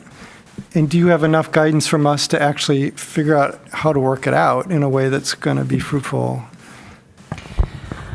Or would it be better to table it and really get it worked out? So if this is tabled to a date certain, then it does not have to be renoticed. So there would be predictability. I mean, we have 3 to 4 months just for the annexation to clear, it sounds like. And sometimes it takes considerably longer. There's no way for us to know, but give or take a month.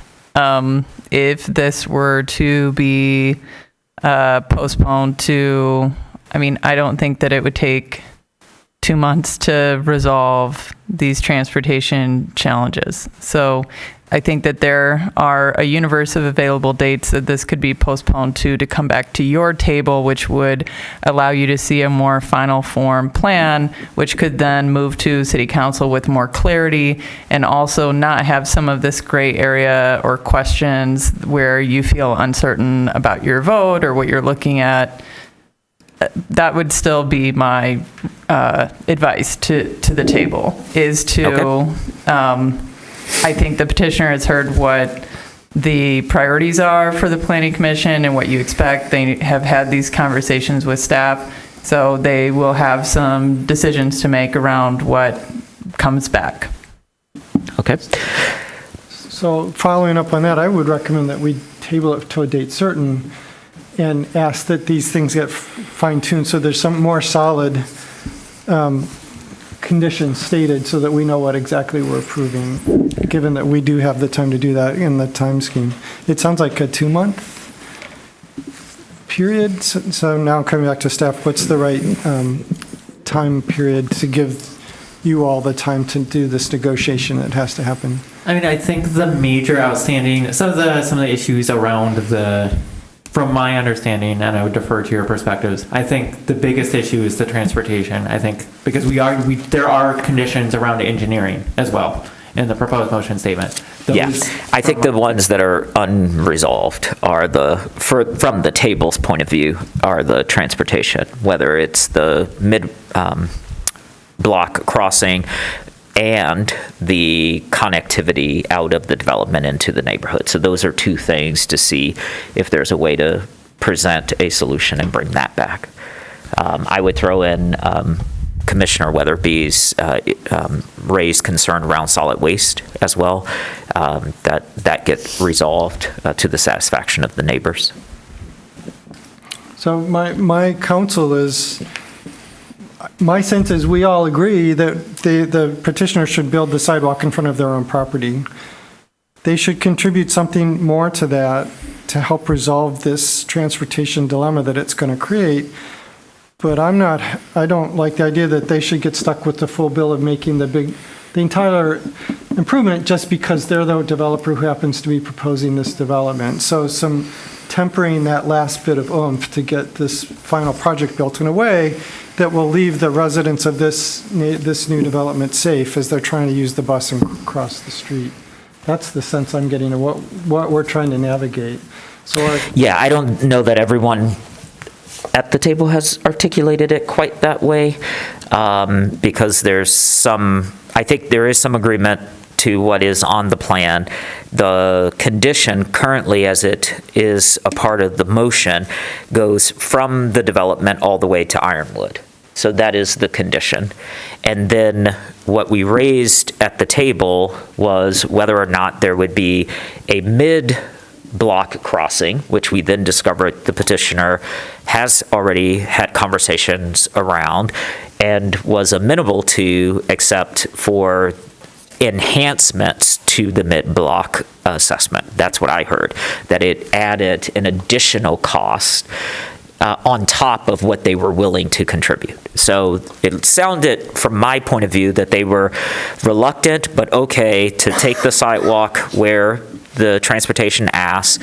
They were entertaining the mid-block crossing, but then when they went down that path, it had additional costs that seemed to overrun their estimated budget for this contribution. So then that stopped. And it sits between those two things. And then the third thing that we brought to the table, which I didn't articulate, but I agree with wholeheartedly, is we have to somehow get the humans out of this development into the neighborhood that doesn't bring them down to Dexter. And that is nearly impossible because it's all private development. So unless the city uses its eminent domain to take 5 feet on a property and connect them to, it then requires that the petitioner go to the individual property owners to see if they can meet an arrangement. And then the fourth thing was the waste management, its placement, and its nuisance to the neighbors. Okay. So that is what I would summarize. Sorry, go ahead, Commissioner Dish. So were you on 4th or 5th? I was on 4th. Okay, the 5th thing is noise abatement. Yes, but I just sort of dropped that because it's the highway, but you can still raise it. I think the triple pane window suggestion was a really good one. Yes, that and the petitioner did write that down. Yeah, because the constituents in Ward 1 and 5, and I think this project is in 5, not 1. Yeah, it is on our agenda 5. 14. They are really sad when they realize how noisy that is. And so I think that was another important issue of health that needs to be recognized. So the way I would frame this sidewalk and mid-block crossing thing is there are 2 things that nobody wants to pay for right now. One is the gap between the petitioner's property and Ironwood. Petitioner's kind of willing, but they don't really think it's their job. And the other thing is the enhancements to the mid-block crossing, wherever it is, whether it's at the entrance, and this is where I would like more and thoughtful advice about, or at Ironwood. Nobody wants to pay for the enhancements to that crossing. Now, we're not going to have a crossing with no enhancements because that's a target. So that is something that there needs to be an agreement about, and this body doesn't think, because we've seen too many projects like this, where a latecomer gets burdened with more things than we think is fair. And so there needs to be something worked out about how those costs for those things are shared. Okay. Is there general agreement with the way that Councilmember Dish articulated just that last point? Okay, so I think this side is clear. How about this side? It's you and Norton, sorry, the two lawyers. It's kind of mushy guidance, but that's a sense. But I think all that's leaving with us is kind of kicking it back to the staff. Could you work with transportation folks on this some more and try and come up with a more firm proposal that's going to work and have a more concrete condition that we can approve, and do that in a date certain so that we're not slowing the project down but trying to navigate through this? We can absolutely bring this back for that conversation to staff with the petitioner. I would suggest the either the August 4th meeting seems like it would give ample time for revisions to a plan to be looked at by staff. The 7/21 meeting could fit it, but that gives only 3 weeks of the, with deadlines and so forth, so. Yeah, isn't there, where's the election? We actually, sorry, it is on the 5th, right? Yes. We moved that, so it'd be on the 5th. Thank you. Okay. So I will entertain a motion to postpone to August 5th. Someone would have to move that. Okay, so we'll move by Weatherby, seconded by Councilmember Dish. Any discussion? I know technically Robert's Rules of Order, once we do that, if it's a table or postponement, there's no more discussion, but let's just make sure everybody feels heard. Just a question. Yeah, go ahead. What does that do to the original motion? Can you turn your mic? Oh, your mic is on. What does that do to the original motion to approve, which started this whole conversation? We just postponed, so it just leaves it. It just sets it aside. It sets it aside. Go ahead, Commissioner Mills. Just a question for staff. You feel like you have the language that you need to take back, or for developers, like, that you can prepare? Yeah, I guess that's a good question, since we're like in this mushy gray area to control humanity, which is an interesting way of thinking of planning.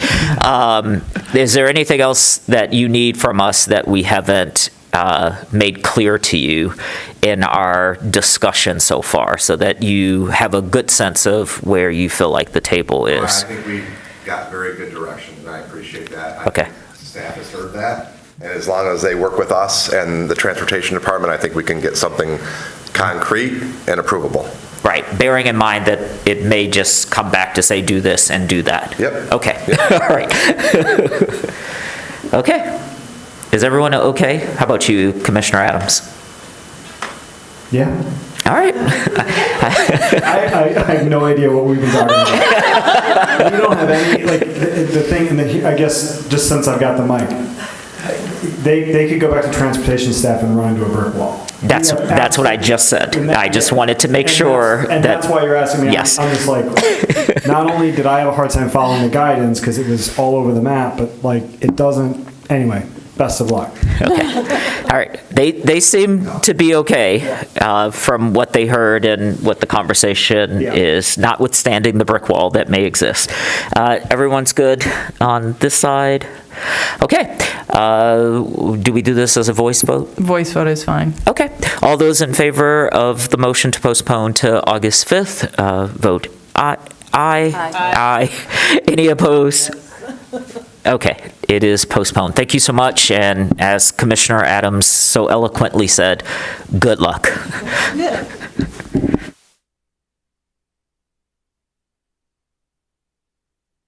All right, that brings us to agenda item number 11A, other business. There is none.